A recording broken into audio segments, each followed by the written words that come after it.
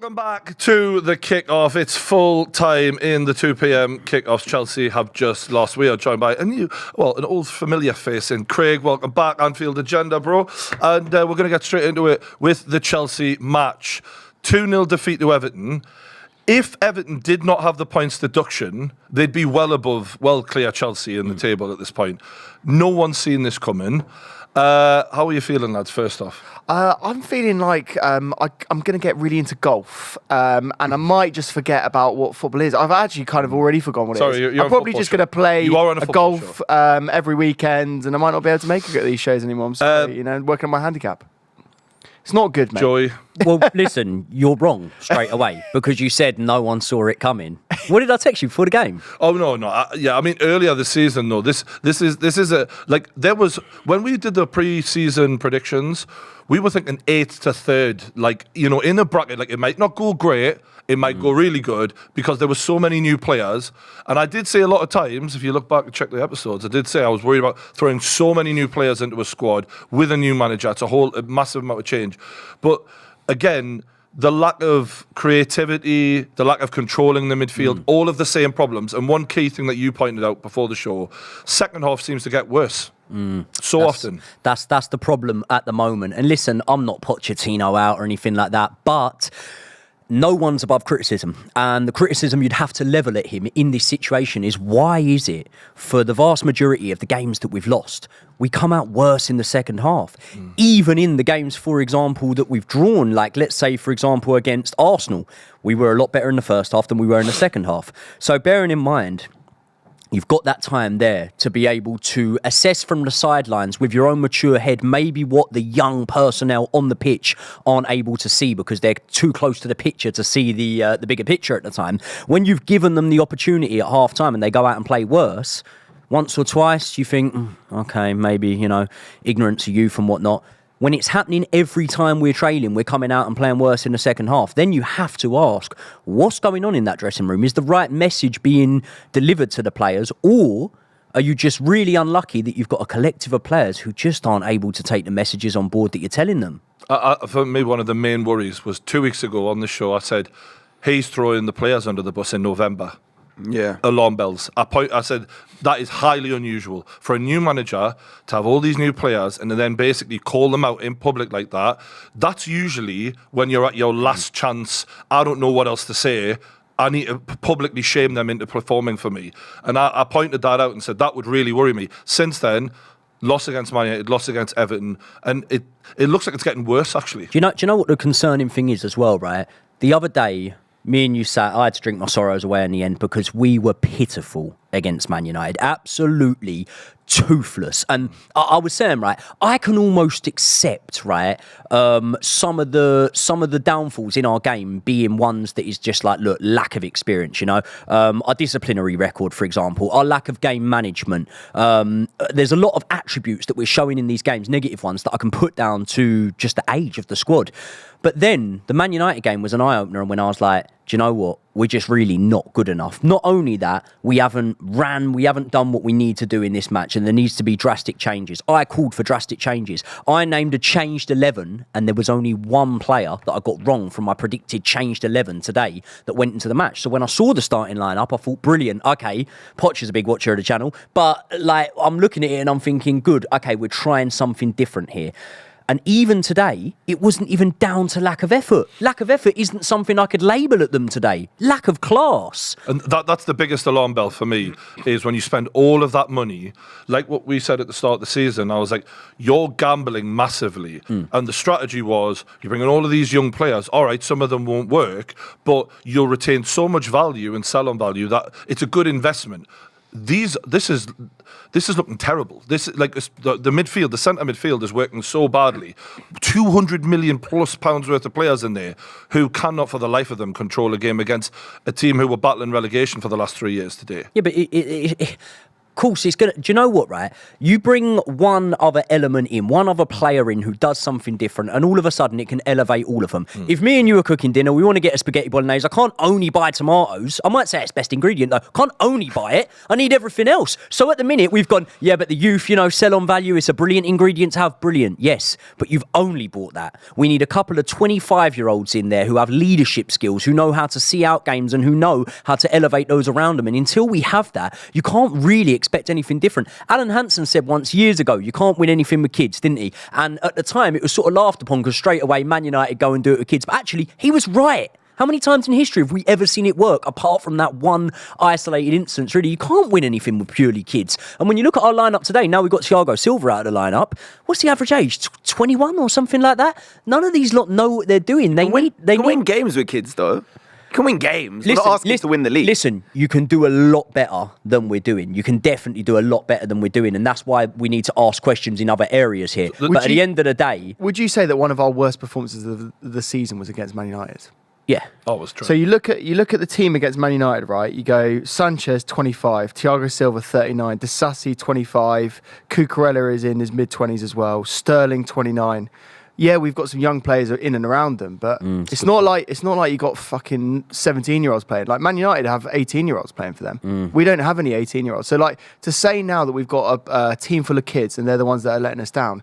Yes, a lot of them are young, but there are a lot of experienced boys. And actually, they are the ones that potentially are underperforming the most. Like, you look at how, Sterling's got a lot of goals and assists for us, but overall play, not sure about. Thiago Silva, finally, is looking his age. Finally. Well, he didn't even play today. He didn't even play today. Can I tell you one other thing from watching today's game as well, which people will laugh at? Actually, our defence looked a lot better today without Thiago Silva in there. Yeah. And that tells you everything you need to know. But you conceded 2. So says it all, though, doesn't it? That's what I'm saying. It looked a lot better without Thiago Silva. We still conceded 2 goals. Yeah, my only concern is that you've got Caicedo there, Enzo Fernandez, and Conor Gallagher in midfield. That midfield, they're good players.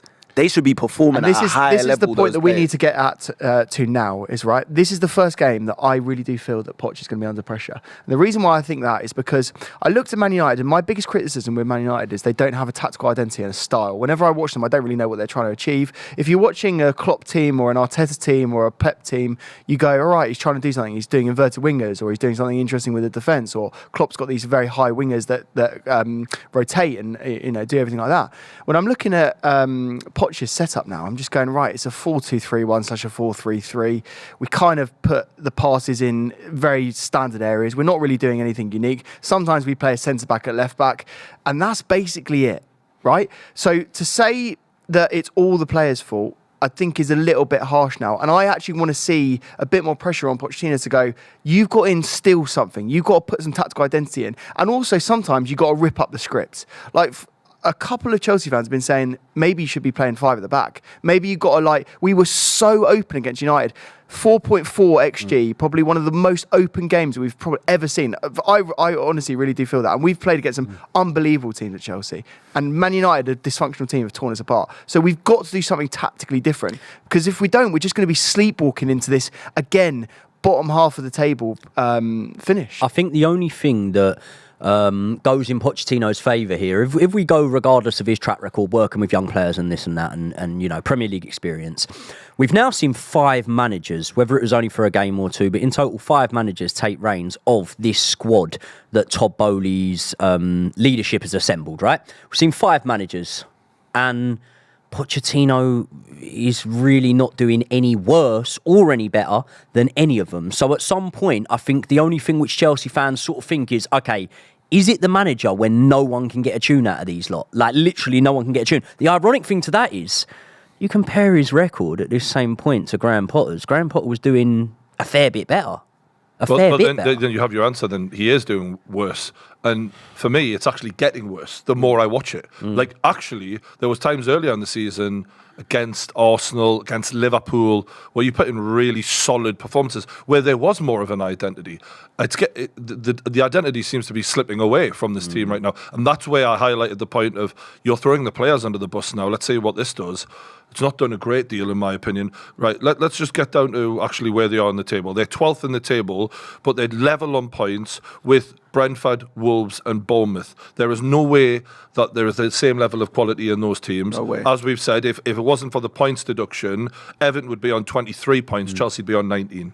So that speaks volumes. We know Poch is under pressure now. We just know he has to be. It's impossible to be this bad. So let's say he is sacked.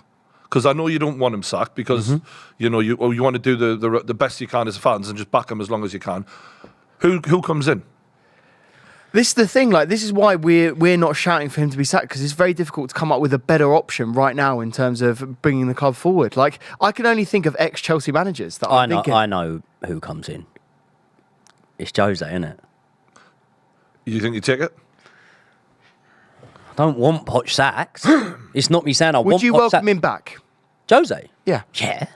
Even with everything that's happened, the clubs that he's Jose. He's the greatest ever manager. Yeah. I agree, but I think it's tough now to see how far he's fallen off and to say, yeah, we're desperate to do you know what that is, though? It's kind of like the boyfriend and girlfriend who have both fallen off. Yeah. Like, Chelsea aren't better than Jose ain't better than Chelsea. It's like, hey, looks like we've tried a load of other people and it didn't fucking work out. Well, I mean, this is the thing about Jose, though. Jose came in an era where he could get the best players in the world and he could assemble this sort of Galactico squad. This is the complete opposite of that. I disagree, though. If you'd have given him that fucking billion before it went up in flames, like, maybe he would have done better, in my opinion, than Todd Bowley doing it on his own. If we take aside, right, how long potentially Jose is going to stay, is he a project manager? You know, we ban that word about everywhere. If you take away that and you go, from tomorrow, Jose takes the reins of this squad or Pochettino stays in charge, who out of those two finishes of us higher in the league? I think this season Jose would finish, but overall, long term, I'd rather have Poch. Listen, I'm a massive Jose Mourinho fan. I've been on this show many times throughout the years defending Jose Mourinho, but I think with young players in this current climate, 2023, the way football is, the psychology of football, I have to admit that he doesn't really work well because players need to be wrapped in cotton wool now. You need to really be empathetic as a human being. It goes more than just being a coach. Jose is that old school manager. He's that guy that just will tell you about yourself, and then these players get all, their confidence dips. I don't know with these young players in this whole new environment if they could live with someone like Jose, personally. I do think that Jose's game and the way he treats players is adapting, though, and maybe we don't realise it as much because he's not managing on these shores. Like, I think the job he's done at Rome was really good. He's got his arm wrapper. Say, for example, Lukaku was a player that he'd fallen out of in the past, and now he's got him banging goals for him. So I do think that, like Jose's game has adapted a little bit. I am not saying I want Jose instead of Mauricio Pochettino. But if Mauricio Pochettino is to be sacked tomorrow, what we need to then look at is what is the market we're shopping in. Because I'll tell you what, Josh, you mentioned Ancelotti a minute ago. I'd love Ancelotti. We are absolutely pissing in the wind if we think Ancelotti is going to, leave Real Madrid. You could say, yeah, but his contract's coming to an end. Okay, he's got the Brazil job on the table. He ain't going to come Chelsea. Ancelotti ain't going to come Chelsea. Like, he'd probably go Man United before Chelsea. Exactly. And there's a lot of managers out there that I just don't think we're able to attract at this moment in time, because if, say, for example, Mauricio Pochettino is given the chop, it's not only that, it's what message that sends to every other manager. All of a sudden, you're going there, and you'll be given a good contract and potentially get a good payoff when you get sacked. But let's, make no, questions about it. You've got, 4 or 5 months?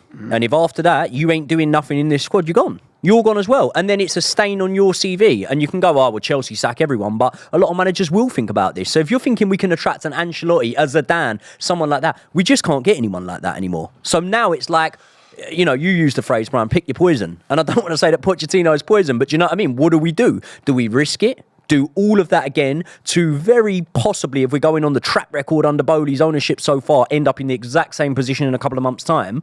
Or do we stick with Pochettino?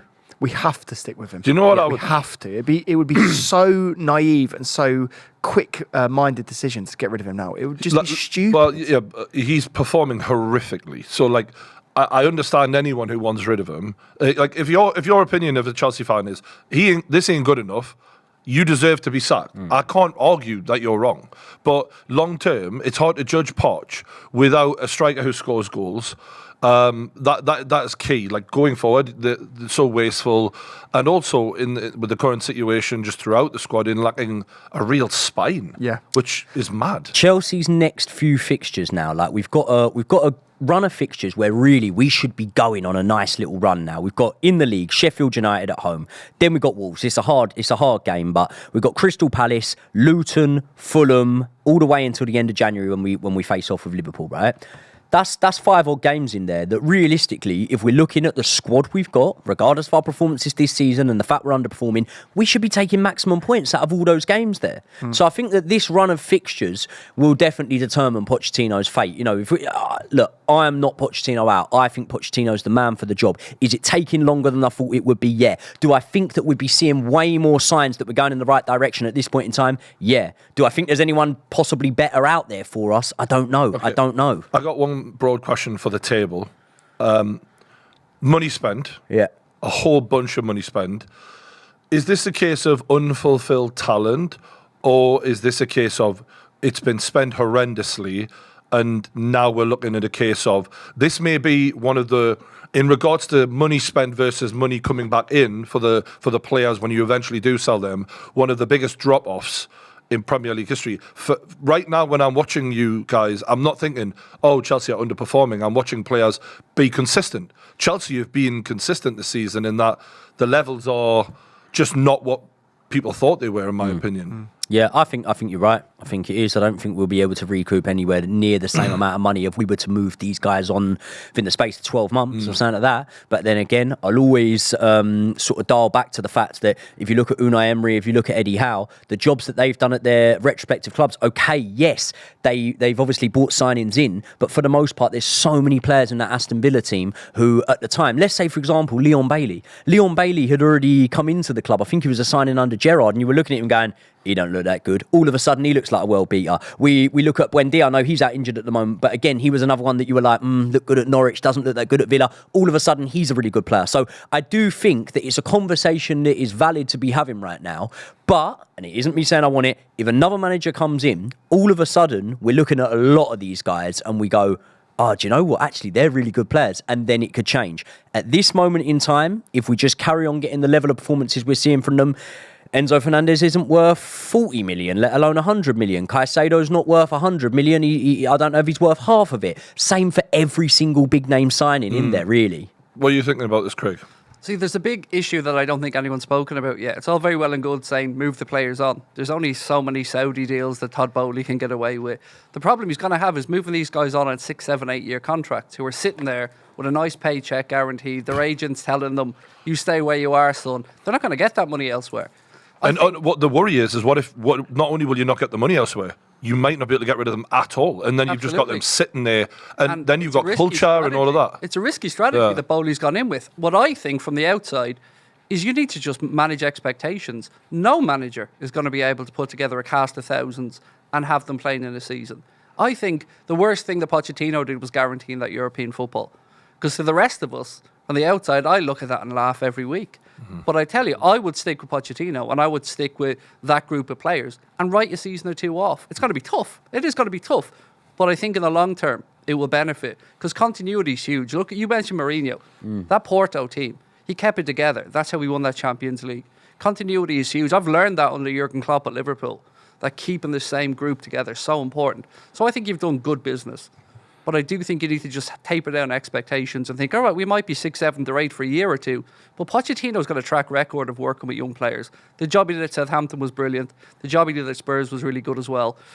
I just think you guys need to be patient, unfortunately. Yeah, and with Poch, as Joy said a week or two ago, it didn't take off like a rocket at either of those two jobs. Took a little while. My only thing I would say is if you're looking at managers, the ones who get the most out of their players, who squeeze every last drop out, Big Ange this season, Eddie Howe, Unai Emery, it happened quite quickly. And this is not happening quickly. So that might be one of the things that makes them pull the trigger. We'll park that there. Let's talk quickly about the day's game. Spurs, Newcastle, both teams struggling with fitness. Newcastle worse than Spurs, but you're missing some key players. How are you feeling today, mate? I'm deflated, man. I'm super deflated with Spurs at the moment. We started the season really well. really, well, I was purring. Life was good. You guys were trying to draw me out for the title talk, but I knew it really worked. Mate. Yeah, I knew this squad was a house of cards waiting to collapse if a few cards came out. But the problem for me now is I'm looking at the team and one, we can't defend. We've shipped, I think, like 13 goals in those 5 games. Drawn once against Man City. Okay, that was a good result. But we're not scoring goals. Outside of Heung-min Son, I don't know who's going to come up with a goal. Like Romero scored in the last game. Brennan Johnson, it just came up on the screen now, has 1 goal in 23 appearances for Forest and Spurs. So he's in a mad goal drought. Then you've got Richarlison, who can't hit a barn door. Kulusevski's hit and miss. He looks busy, but he doesn't really put the ball in the back of the net consistently. So I'm looking at the team and I'm like, where are goals going to come from? Because Ange's whole thing is built on attacking play, putting these nice passes together and finishing it off. If you're not scoring goals and you can't defend, and the midfield right now looks a bit out of ideas and a bit timid, the team's shot. That's how I feel right now. So I don't know what we actually do in this game. I don't know how we approach this game. Do we keep going gun-ho and playing? He says he doesn't budge in his style. He's stubborn in that way. Well, we need a win. So something's got to change soon. And I'm not saying he completely abandons his philosophy, but let's get a bit more balance in the team. This high line against someone like Isak, that's not gonna go well, in my opinion. Yeah, I'm hoping you go punch for punch with us, because Man United didn't do that. And I remember before the game thinking, I hope they fucking try and punch with us because we'll knock these fuckers right out. But they didn't. They respected us. Yeah. I don't know either, though. I'm a bit like what you're feeling like is like right now. Like watching the first 15 minutes of the Everton game, I was like, we're losing today, because we just looked slow, lethargic, tired, and all of these games playing with 11 fit players had really caught up to us. We looked just like the Bournemouth game, and yeah. So I'm worried. I think we're both feeling the same way. Like I think you guys will step up though, like for a big game, and you've done that throughout the season. You know, you find another level for big opposition, and I don't even know how I'm calling Spurs big opposition right now, because well, you really are, poor. Yeah, you're top 6. But I'm looking at us, and I'm just like, where's the goals gonna? I can look in your team and see where the goals are gonna come from. I know Son's there, I know he's there, but if he doesn't do anything, who's gonna produce? Yeah, and that's my concern with Spurs right now. The confidence is so low. Like players who I was waxing lyrical about, like Basuma. They've lost their way. Bro, they've lost their way. I think I jinxed Kieran Trippier the other day because he lost 2 goals, bless him. And I was like, oh, I think this is my fault. I was saying how great he was. And then, but to be fair, you could see the legs were just like, it was tired mistakes. But here's the difference as well. I think you're feeling like this, not only because of how many games Newcastle have played, but also just because of your away record in comparison to your home record. Right now, home or away, we're looking the same. If we score first today, and lose this game, my head will be gone. We've scored first in the last 5 games and lost. This is a Premier League record. We're finding new ways to invent Spursy records. Against West Ham, you were amazing for the first 20 minutes. You absolutely wiped the floor with them. And then... What about the other 70 minutes plus injury time? It's sort of the same story against Villa as well. You look good against Villa. Did you see what Mesut Ozil tweeted? No. Oh yeah, it's Arsenal thing. Did you see what he said about us? Yeah. Some one of them pages like Opta or whatever tweeted like that stat that I just said, first team ever to go 1-0 up in 5 games in a row and lose, yeah? And he retweeted it and said, is anyone surprised though? Bottle Job FC are back. To like 11 million followers or something. It was 29 million on Twitter or something crazy. Let me tell you something about Mesut Ozil, yeah? Fantastic player. He was a fantastic player. I don't know how I've taken it here. I'm taking it here though, because I'm hurt. Your own club threw you under the bus when you needed them to stand up for you. Remember when that whole thing came about him standing up for people in Turkey, and they said he was too not in Turkey, in China, the Muslims in China, and they said he was getting too political. They threw him under the bus, and here he is, caping for them, glazing them like a Krispy Kreme donut. To get at us. Why? It's unprovoked. And on top of that, they bottled the title last season. This ain't the time to be talking about bottling, in my opinion. Do you know what? As triggered as you are, off my chest. It's not even a shred compared to how triggered I was at Pickford in the Everton game. Oh yeah, I wanted to strangle this bastard by the end. I thought But at least he played you. Nah. Like Mesut Ozil's chilling somewhere in Istanbul, or wherever the hell he is, or Germany. Maybe he's back in Germany, where they didn't want him as well, by the way. And he's just cussing us out of the blue. I was like, why? But anyway, yeah, we deserve it right now, man. Yeah. We're shocking. Yeah, we weren't quite good enough against Everton. The frustrating thing when we played Everton was we were good enough for the draw, but that one mistake from Trippier, the deck of cards just came crumbling down, sort of thing. But yeah, I mean, in the first half, Almiron again. The amount of times I watch Miggy Almiron not score goals that are just the most easy tap-ins, it drives me fucking crazy. And that's the thing the Saudi money, right? The thing I'm most looking forward to is never having to watch Almiron. Are you actually going to sign a winger in January?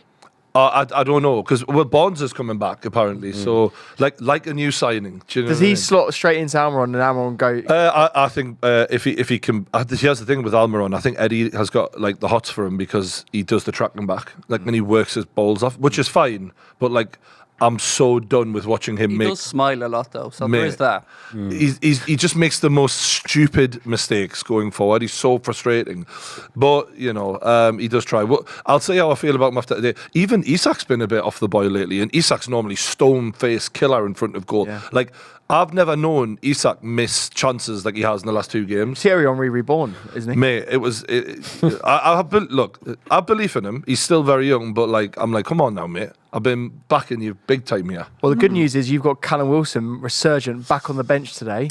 Does he come on and get a goal in the last? Yeah, I'd definitely hope to see him because his goals per game ratio or goals per minutes ratio is the best in the Premier League.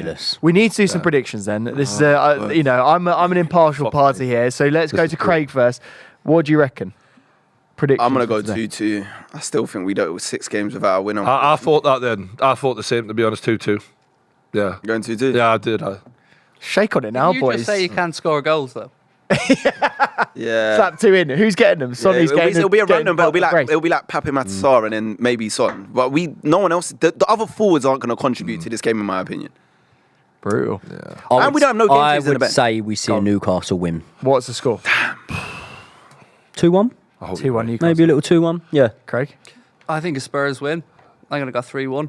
3-1 I think this twice a week football is catching up at Newcastle. It really is, bro. Interesting. Especially with, I mean, look, we got kids in the team which were really dead legs. I'm going to stick my neck out. I'm going to go 3-2 Newcastle. Fuck me. I just think when Newcastle this season, it feels for Newcastle this season, maybe it's because of the addition of Champions League football, but it feels like they're in big match after big match at the season, the way things are falling. That's something that people don't understand. Exactly. And normally what you're seeing is Newcastle pull off a couple of big wins and then a little bit of an underwhelming one, like the Bournemouth game, like the Everton game. But usually the trend is that they then go and win a game. So if I'm looking at law of averages, how things have been going this season, it makes me think, Newcastle are sort of come back strong here. Not just that, there's not like, obviously you want to win games and there's an expectation now where Newcastle are, but I don't think there is as much pressure on Newcastle in this game as Spurs. We're at home, we haven't won in 5 games. People are starting to question a little bit now the principles and the way Spurs have been playing. There's a lot more on the line for Spurs in this game. So I think the added pressure, and if anyone knows Spurs, I know Spurs. We don't deal well with pressure.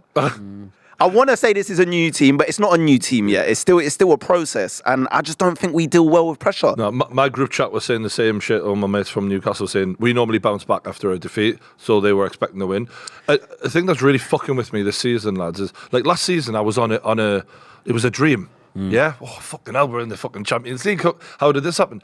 I had given up emotionally. I'd supported Newcastle, but the hope had been dead. All right, Andy, calm down. Right. God bless Andy Tate. He's the only Tate I like. No, I did love that video, by the way, by Andy Tate the other day. He really smashed what it feels like to be a football fan.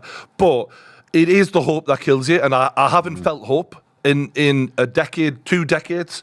So now being emotionally invested in games, it's taken as like my weekends feel so different to what normally I was like, yeah, fuck it, we win, we lose, that's the shit I've got to put up with. I'm a Newcastle fan. Now I'm like, there's belief there that we might do something one day. It's like, it's really, my mental health's on the line at times. Welcome to my brand. Spurs have always been the team that's on the cusp of being in with the big boys and give us hope, and we don't deliver anything, whereas Liverpool win things, Chelsea win things, even Arsenal in their worst period win an FA Cup, even Man United go and win a League Cup last season or a Europa. Spurs never win anything. So all we have is the hope. I love your manager. I love him as well. He is such a breath of fresh air. Big Ange's class. I want to go for a pint with him. Yeah, he is just that's cool. Just give me some points, bro. You know the good thing about how about nice you are. I want points. Big Ange and Eddie are very likable, both of them. I think they're very well spoken, polite. They speak from the heart. But Big Ange has this I don't know, Santa Claus kind of feel to him, doesn't he? Then go and be He's giving out presents to Newcastle tonight every week. It's all good being a nice guy, being Santa Claus. When we were there, get points. Not even goal. I think that start to the season you had though, this is why I would have way more optimism being a Spurs fan than, of course, because Spurs are above us in the table, but being a Spurs fan at the minute would be better than being a Chelsea fan, because if you look at the destination against the journey of Spurs so far, it's going shit at the minute. And if you just looked at the points tally in the table, you go probably around where we expected them to be, maybe a little bit higher. But because of the journey, you go, well, no, remember that 10 games at the start of the season. And I think that there's every indication that once you get your players back, I'm not saying it will go back to that and you won't be getting beat, but it's going to be positive for you. But we're not getting them back, because in January we get Van de Ven hopefully back and Maddison, two very good players for us. But then we lose Basuma, Sarr and Son for a month because of these competitions, the African Cup of Nations and Asia games. So who's going to play? When are we going to have that 11 that played those first 10 games for a period of time? We're talking February onwards, providing there's no injuries in that time. It's just, and we didn't have no Europe this season. This should have been the season where everyone else stumbled, injuries, fatigue, playing in Europe, and we just cruised along like Leicester did that year. Those extra minutes at the end of every game, as they're all catching up on everyone as well, I think. What's Kulusevski's face? By the way, Postecoglou's absolutely changed my view on VAR. 100%. After listening to him talking about the players warming down and stuff when they're standing around, he made some great points. Yeah, it's true. He really is a top guy. He seems like a great bloke. We're going to go on to Manchester United now. Earlier in the week, I did a Ten Hag video. Definitely didn't go down too well with the Manchester United fan base. And obviously after they beat Chelsea and then they got Manager of the Month award and Player of the Month. The Player of the Month for Harry Maguire was very much a didn't he do well, God bless him, right? Anthony Gordon should have had that, right? But anyway, I'll let it go. I got a lot of DMs from Man United fans sending me the picture of Ten Hag with the Manager. How'd you like that, yeah? It shows what you know. Things have sort of changed. They've gone quite quiet in the last 24 hours. They lost to Bournemouth at home 3-0. Now, Newcastle lost at home, lost away 2-0. But the expectations for Manchester United and the amount of defeats this season that they've suffered, it's getting to be embarrassing. And for me, it was a bit of a rock bottom moment for Ten Hag. What did you make of that game? I thought it was coming. Let me rephrase it. I thought they were going to draw. I thought Man United will drop points today. I thought Man United would definitely drop points. Just because I think that, listen, Chelsea flattered them, man. We made them look good, but we make everyone look good. We're shit. You know what I mean? It was the first good performance of the season for Man United. In terms of actually dominant in the game from start to finish, scored decent. It was the first time I've watched Man United and went, oh, good performance. Even when they've won, I've always been shite for 89 minutes, scored a goal, well done, Bruno Fernandes. Do you know what I mean? Having those characters there, it's a little bit like when Chelsea finished 10th in the table. We were doing rubbish, but we had the opportunity to ruin Spurs' title charge. And no matter whether we were doing rubbish or not, we had the personalities in there, the individuals to go, hold on, we've been shit all season, but let's just ruin their title charge here. And it's a little bit, it's a little bit like, it is true though, and it's a little bit like what Man United did there. Man United have been going, we're shit, but we're not as shit as these lot. And everyone's been comparing us to them. So let's just pull this one out the bag. And then the following week, normal service is resumed. And it begs the question, he might be the second ever manager to win Manager of the Month and then get sacked the following month. The first one, Jose. Can't say I'm surprised. It's 11 defeats in 23 games for Man United this season. 11 losses, 11 wins, 1 draw. Very consistent, actually, contrary to what Gary Neville's saying. And like I said, the performances have been consistent. Whether they win or lose, it's not been good football. And I think that just really summed up how bad it can be under the questionable decisions of you've just put Luke Shaw at left back that went really well. You're not starting Varane for whatever reason, but you had a decent defensive display against Chelsea. Højlund started up front. You dropped Anthony Martial. That went well. He went back on so many good decisions he'd made. But they do have the second best goalkeeper in the league statistically, Brian, and that's the important thing here, that Andre Onana is not a fraud. Oh, mate, he's terrible. He's so bad. But it's almost to a point where I'm feeling sorry for the dude. You're that bad. I'm not there. I'm a long way away. You're loving this, isn't it? If Man United concede 3 goals, like they did yesterday, realistically it was 4 goals, but if they concede 3, you know that Andre Onana could have done better for 50% of the goals. And that is the story every time they concede. We were watching the Chelsea against Man United game, and after Cole Palmer's goal went in, I'm buzzing, I'm thinking, yeah, really good goal. But I sort of looked at you, had Brian, half an hour to get there. I sort of looked at you and I was like, should have got it. Should do better, shouldn't he? And it's the same story every single time. You agree with Richard Keys, by the way, about Bruno Fernandes booking? Do you reckon he gave up and just got booked because he knew Anfield was next week and he wasn't going to come? Well, he knew Anfield was next week, and he knew he was on a. I do believe he knew all of those things when he was behaving the way he did. And should he have kept his shit together? Absolutely. You know, I don't know if he did it deliberately. Richarlison should have squared that, man. He's a clown. First couple of minutes, Spurs looking lively here. We always do this, though. We always do this. We start the first 20 minutes rapid. I have to say, with United, though, like, I was watching it back. I was watching the highlights back yesterday, and I was like looking at it, and Bournemouth had so many other chances. Should have been 4. Let's be honest. 3-0. Like flatters United. Like it could have been way worse. They were so open. They were more open than Chelsea were. Bournemouth were on the back of a good win at Palace as well, though. Yeah. Who do we think is closer to the chop out of Poch and Ten Hag? Ten Hag. Do you think? I think the only thing keeping him in a job is ironically the thing you guys have lots of, which is a lack of money. Yeah, but United can't afford to sack him. United normally make the change, don't they? When basically European football is out of reach. And at this moment in time, the performances are awful, but the fact they have been able to get over the line in games like Wolves, Nottingham Forest, Fulham, that's maybe kept him closer to being in a job than Pochettino, because let's have it right, Chelsea's season is now over. But with Man United, you can't actually say their season's over. It's not over, but the thing is, the writing's on the wall a little bit. Last season, they got 9 defeats, right? Now, interestingly, in Ollie's 3 full seasons, he had 6 defeats, 8 defeats, and 10 defeats. Last season was 9 for Ten Hag, so he was already almost matching. Obviously, he won a lot of games as well, but they were beatable as fuck, Man United. He created a team that were very beatable. This season, they're at 7 defeats, and we're not even halfway through the season. So they're on course to have, 15, 16 defeats by the end of the season? Bear in mind also, when you mentioned those 9 defeats last season, 3 of them were before he even found his feet, weren't they? Because do you remember, was it the first 3 games he lost, and then they started to find their feet and play much better football? So almost like 3 of those defeats you can write off, and really it's 6, because the first 3 were his first 3 games. I know that's not how it works, but it would suggest that this season, actually now, once you get those first 3 games out the way, and then you go, right, 6 defeats from when everyone perceived you as having found your feet, and now you've lost 7 already this season, becomes even worse. I think Josh made a good point earlier on when he said there's just no style of football. You look at Ten Hag and you just don't know what his style of football is at United. He was meant to come in and be a style tactical manager. He was meant to come in with this Ajax philosophy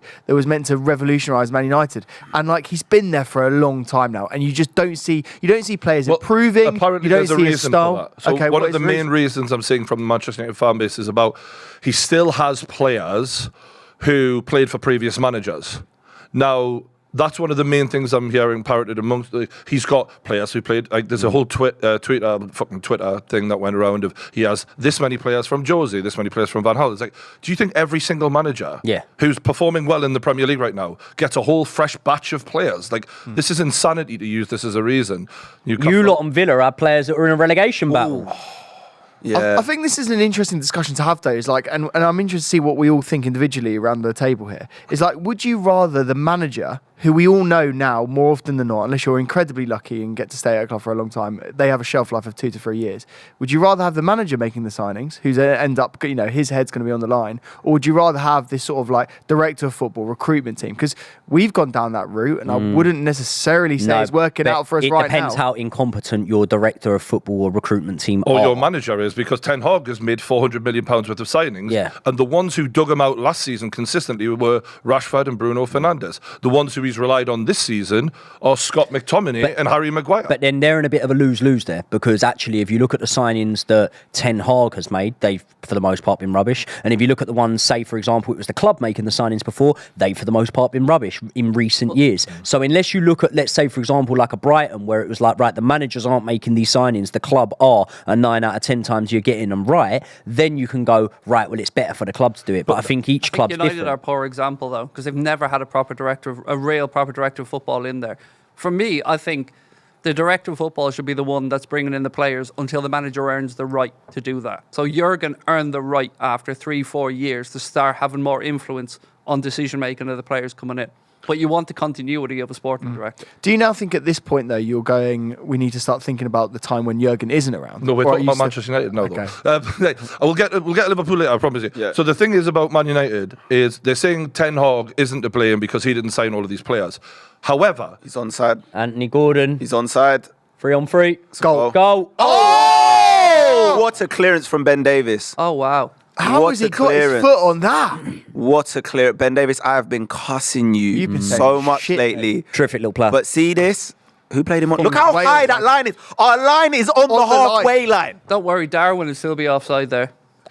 Our line is on the... Oh, maybe Isak's been shit. Isak bottled this. No, he does get a touch to it, though. The last He'll throw you off, though. No, it only needs to be a tie. He needs to fucking set the fuck up now, man. That was good defending. I think Jackson would have put that way. So going back to the fact that Manchester United have players from previous managers, Man United had players from previous managers last season, and it was all gravy. It was fine. And Ten Hag was a genius. So how come when Ten Hag gets them to third, and he gets all of the credit, when he also underperforms with them the next season, and it's piss poor, he gets none of the blame? You can't give credit and not blame. Like, that's just like... You know they're in denial, though, No, that's bitch, fucking childish mentality shit. Like, you're literally singing his praises last season and saying what a great job he's done, and now saying we can't possibly blame him. Well, that's not how fucking football works. The emissions the are warning bells concerning. were ringing for me, though, when he just went back to the Eredivisie, went back to Ajax, and started overpaying for players from a league that, let's be honest, isn't a patch on the Premier League. That was when I would have been worried if I was a United fan. Because he hasn't got the gravitas to go and attract the big players. He just doesn't. Do you know what it is, yeah? When you've got a manager, right? When you've been going through managers like underwear, yeah? You really, when you finally find a manager like they did, right? Who got them third, got them a trophy, you don't want to switch. Even if you know it's wrong and it's toxic, you just want to try and settle because you're praying that it comes good. Yeah. Like, I know as a Spurs fan, like we've been going through so many managers since Pochettino that, you know, if Ange doesn't win 6 games in a row, you can't call him out or you can't say he's done bad or whatever. Yeah, you can. That doesn't mean I want Ange sacked, but you can still call out something that the evidence is there. And I think the same for Ten Hag. Like, although you don't want to switch managers and you want this to work out, Man United fans, the reality is, looking at the team, looking at their body language, looking at how they're performing, like Marcus Rashford, I don't care what anyone tells me, and I don't want to call his professionalism into question, right? Because I know Marcus Rashford, very cool guy, but he is not performing at his best for Ten Hag. I can see that. Again, this is the maddest thing is I've never known a fan base exonerate en masse all responsibility from a manager and go, it's the players. I'm not saying it's not the players, by the way, but the players and the manager are equally 50-50 in this, and it's a relationship where they both have to perform. And if you're saying last season, he got the best out of Marcus Rashford, didn't he? Wow, what a guy. That's a real manager there. And then Marcus Rashford shit the following season. Is that all Marcus Rashford's fault and none of but it was Ten Hag's fault that he was great last season, but it's not his fault that he shit this season. Yeah, like, they it makes no fucking, like, this is grown men saying this idiotic shit. And I'm just like, a manager's job is to get the best out of the players he has to work with. If we've seen in the past Bruno Fernandes perform above this level, Marcus Rashford perform above this level, and countless other players within that squad, and now they're not doing that, that's because they're not playing for him. And when players are not playing for a manager, well, then you've got a big fucking problem. And it's the way they bury their head in the sand and just go la la la la. And I'm like, yeah, if you want to keep him, I'm fucking all for it. You crack on, but I don't understand a word anyone's saying. You know what, I've been thinking about this, yeah, and I know we've spoke about this loads of times, but I'm honestly starting to believe one of the biggest problems with this team is not even just the football at the moment. I genuinely believe that Jadon Sancho's situation is still is still marinating and bubbling under the surface. And I do think there are players, because let's be real, we know Marcus Rashford and Jadon Sancho are friends off the pitch. We know that. Do you know what I mean? And then sometimes it just becomes a thing of, we know players get frozen out. It happens at clubs all the time, but usually it's because they haven't performed well, or maybe they've got a bit lippy behind the scenes. When you see something like this transpire in front of everyone, you know, the manager calling at a player after a loss to Arsenal, then him firing back on social media, refusing to apologise, and like a standoff. How long has this been going on for now? And then you say... How long has this been going on for now? To your point, though, the deterioration in the on-field performances coincide perfectly with that. To say there's no correlation, I mean... I don't think the players are rated. There is. Of course there is. I'm not saying we know for a fact, but it looks like there is. It reminds me of Newcastle back in the day when we had Ruud Gullit as manager. He dropped Alan Shearer and Duncan Ferguson, who at the time were the two most expensive, best players we had, for a game against Sunderland. And there was hell on, there was fractures behind the dressing room, and clearly people weren't happy. Do you know what happened? Bobby Robson came in, told Alan Shearer, you're my guy, made him feel loved again, built him up, and put the faith and confidence in him. And all of a sudden, Shearer was the guy. People forgot that this happened. Sometimes that happens in clubs, and you need to get the best out of them with a new guy. And it's not to say like Jadon Sancho is going to be the man to push him on, but how often, do you know how many people in life I'm like, yeah, not keen on him. Why? Has he ever done anything to you? Nah, but he done something to my mate. You know what I mean? You don't like him because of that. 100%. And football is no different. Like it's another workplace. You've got a manager or a boss being in what you perceive as a bit of a dickhead to one of your friends, and all of a sudden it's like, yeah, you might be all right to me, but I don't like the way you treated him. You know what I mean? Imagine every day they're walking through Carrington and they're seeing him training with who's he training with now? On his own, eating in a canteen, they report in, by himself. Every day. He's always at the table waving over as well. What you said earlier. Don't speak to him. You said something earlier, though, about modern managers. Yeah. Now, to me, if we were going to group Ten Hag in with a style of manager, it would not be Big Ange, it would not be Eddie Howe, it would not be some of the warmer, father figure type managers. He doesn't have that way about him, right? He is more of a Conte Mourinho. He's steely, cold, he's not charismatic. I mean, that's he's nowhere near Conte or Mourinho. No, but I mean in terms of a disciplinarian, of someone who has standards, he falls into that group. So, like, are you surprised? Because those managers, they burn fast and they burn quick and then they burn out. Look how many players he's fallen out with. You had the Ronaldo situation, you've got the Sancho situation, the Varane situation. Højlund isn't starting matches at the minute. He's not starting matches. Imagine Anthony Martial starting a game ahead of you. Jesus. He has to start backing down and just taking that softer approach. He has to put an arm around. So you can't just have a style and that's the end of it. Too far gone. You can't take the costume off now, mate. Like, all of a sudden, you lose even more respect. Because, you know, when someone starts acting out of character and it's like, well, I didn't like the way you were acting, but now you're being fake. You know what I mean? So he's in a lose-lose situation. Like, I don't think he can change his personality type. And you mentioned about him going back into the market for players from Ajax and stuff like that, yeah? Is that so much about what a good player they are? Or is it so much more about he's thinking, well, I'm definitely going to have more certainty bringing you in because I know me and you got on in the past. And he probably doesn't see that he's the problem in these situations. But the common denominator is 8 out of 10 people you're not getting on with. Do you know what I mean? So is he just going back in for players that he knows he gets on with and he knows will, sing to his hymn sheet? But that was the theory, though, wasn't it? Like, if he brings in his guys, when someone tries to down tools, they'll stand up for him. It's like, it's not really happening. But he's calling out United players saying they're not as good as the ones technically he had at Ajax. Oh, Brennan You can't be doing that. I like that. Mental, innit? Cross in from Spurs. No one in there. No one in. You know that it's the beginning of the end for Ten Hag when players are actively leaking information via their agents to people like Sky Sports and other publications to go 50% of the playing staff are sick of Ten Hag. I mean, Joy could say that just from watching the other day. He went, at least 50% of down tools from him. And then that came out a day later. I was like, no one wants to listen to that idiot Chelsea fan on the kickoff. But I tell you what, if Carve Solical says it. When they said they're banning certain media, who were they talking about in particular? There were 5 publications. Who are they? Did they name them? Manchester? The main Manchester one. Yeah, the Manchester Evening News, Carve Solical. I think was Samuel Lockhurst. They banned the main Manchester news outlet from coming. By the way, they go so far back with the club that one of their reporters was on the aeroplane that obviously went down back in the day.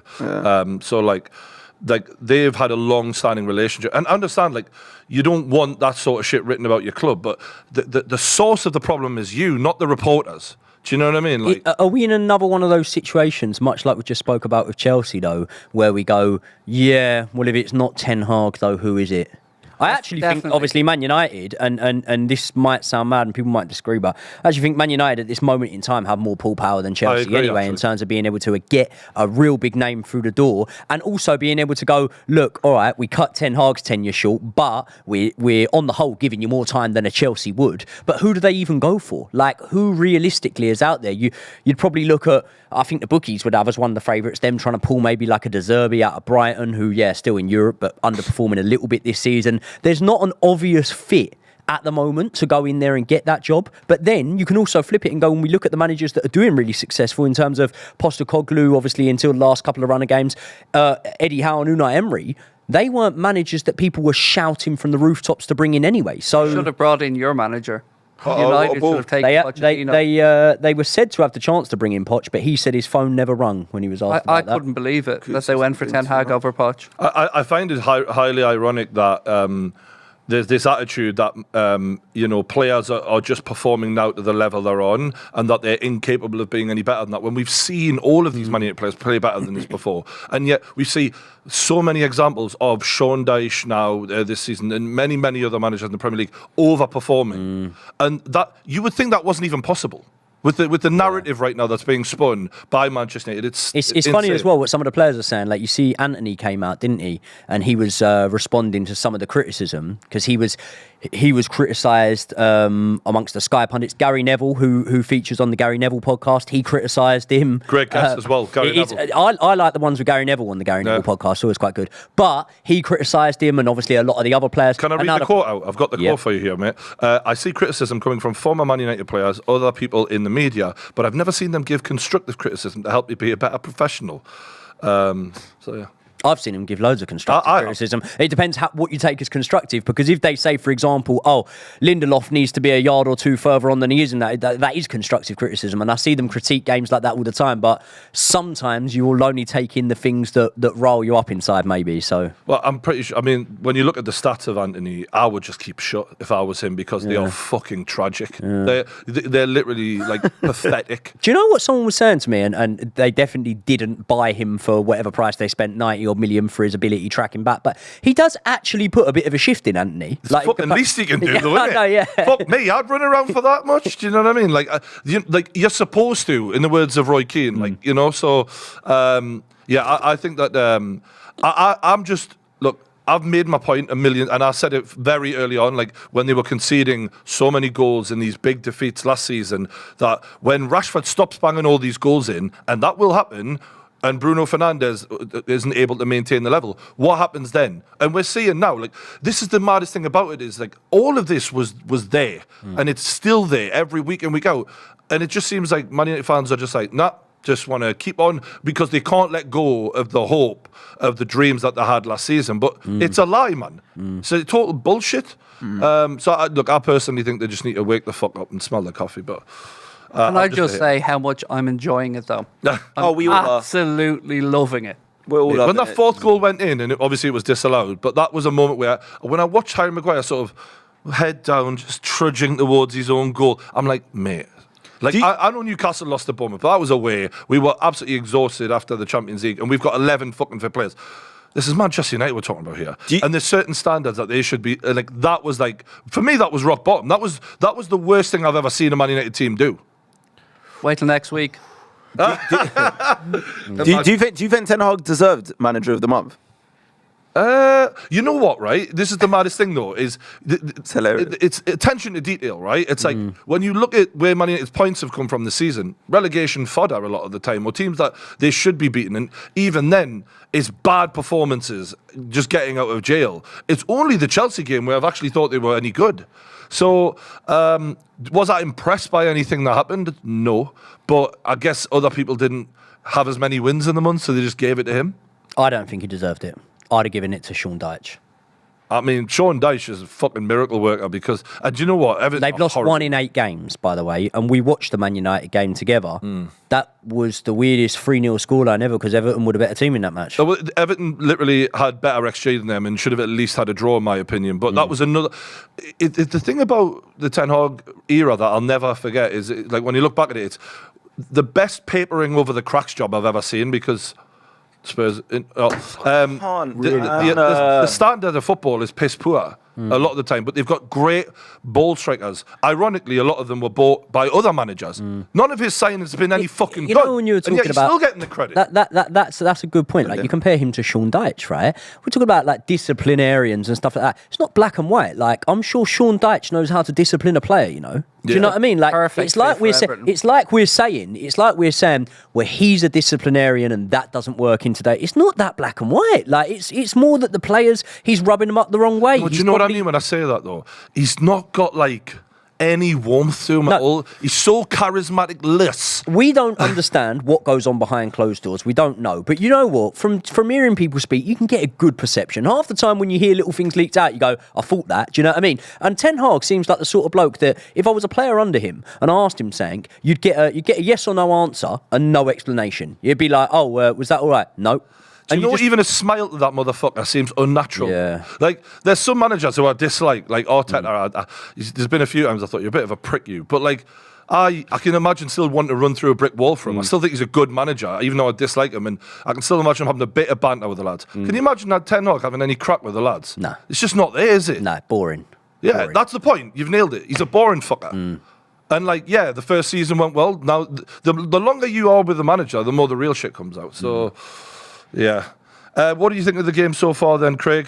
I felt like we've started stronger than Newcastle. Obviously, Newcastle probably had that best chance that Ben Davies managed to get a toe on. That was naughty. That looked painful, though. Yeah. Romero, man, this guy. What is wrong with him? Mate, this is late. What is wrong with this guy? Is this a yellow card, lads? He's got serious anger issues. He's the new Fellaini. You see that from Miley, by the way. He's got serious anger issues, this guy, man.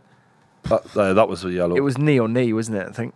Yeah, it's one that can twist the knee, isn't it? There's something not a yellow card. After what I've seen yellow cards getting given for today, fuck me. Yeah. Oh my. That's an orange. Welcome to playing Spurs in London, Brian. Mate, I'm absolutely like, this is the worst I've ever felt about refereeing in my entire life. VAR, the whole lot's a fucking pile of shit. Here we go. Go on, touch. I couldn't keep it in. Yeah, I think Newcastle can still grow into this game. Obviously, Spurs always start well. That's no surprise to me. Like, we always start sharp, but our passes in the final third have just been very poor. It's been very disjointed. And interestingly, Son's playing on the left and Richarlison's playing through the middle. Why would you do that? He's not a number 9. Yeah. He's got 9 on his back, and that's as far as it goes. He is blunt in front of goal. Why has he done that then? That's what I'm saying. Taking that risk. No, but as in, why has he done that? Like, what's the rationale? Son's been good up top. I don't know. I'm honestly, I don't know what he's thinking. Targeting Trippier or anything, because pretty good fullback, to be fair. Yeah, I think he just thinks Richarlison's even more ineffective wide, so it's about who's going to be better wide out of him and Son. And maybe Son can do both roles better than him. So I'd be interested to get your thoughts on Vicario. I like him. He's been I like really Vicario a lot. Like, I didn't know much about him. Oh, Goal! Tottenham scored! Come on, Udogie. This is what we like to Udogie. see. And that is why Son played on the wing. There you go. You asked the You question. literally just proven it. And we got the answer. Because Richarlison ain't doing that. Just here, mate. Richarlison's not doing that. He's not beating the man and then it's the first goal, though, Craig. You know what happens next. Oh, Brian, how are you Sorry, feeling man. after that? You were ripped open there. This has been pretty much what I've been watching when we're fucked. Like, 11 tired legs. And if you look there, right... is he on? Is he on, though? Because Son is lurking offside. He's off there. Oh, He's on. He's on. Destiny Is he gets on? it. He holds Is he on to on? the ball really, really well Is he here. on? Passes Yeah, it out, he's on. way on size. This is a really good run He by pulls Son. his He whips back. it He's in. on. Yeah, Yeah. Richarlison Goal. doesn't do Great that. goal. And you're back, bro. All right, let me not say that. 'Cause we ain't won. Defensively, Brian, what's going on here? Who's lost his man? It's in between the two ghosted there. No one's there. Arguably, it's Bruno. You'd maybe say Bruno. You'd want that block there from Trippier. I've got to give credit first to the run, because the run was a good run from deep, right? But yeah, you want your defensive mids to pick him up there, and you also don't want the cross coming in. And I think, again, Trippier obviously was caught out there in terms of the quickness, the little burst of acceleration from Son. And unfortunately, like, I'm seeing this more and more when, like, look, Kieran Trippier's 33 years old. We're playing 2 games a week right now. Like, it's not clever, right? In terms of rotational, we need to be able to rest players. We've got 13 players out right now. 13. This might be a Premier League record. So for me, it's like, all right, I'm not happy with what I'm watching, but there also has to be a level of like, these lads are fucking not playing anywhere near their capabilities. And it's a little bit concerning, isn't it? That obviously you're saying about Kieran Trippier needing a rest. You got Tino Livramento, who I think is going to be one of the best right backs in the Premier League in years to come. He's playing left back and he's doing a good job of it. But you signed Lewis Hall from us, and he's not really had a barely sniff, getting a kick. And the fans have noticed it, and they're wondering, is he not good enough? What's the issue here? But then I know it's a one-off match, but you watched him against Man United in the Cup. He's good, isn't he? He's a good player. Lewis Hall. He's a very solid player. Anthony Gordon here sets up Joe Linton, and that's a terrible shot. You've got to put your laces through that. It's weird because on the one hand, this team have performed at times this season better than any Newcastle team I've ever seen in my life, including when we finished second and all of that. Like, first game of the season, we ripped Aston Villa to shreds. Yeah. We humiliated them. But equally, what was going on in that game? Tonali, 5 goal involvements in one match. It was outrageous. Like, we were fresh. When we're at 100%, I think we can smash any team in the league on our day, or we can definitely fucking be competitive.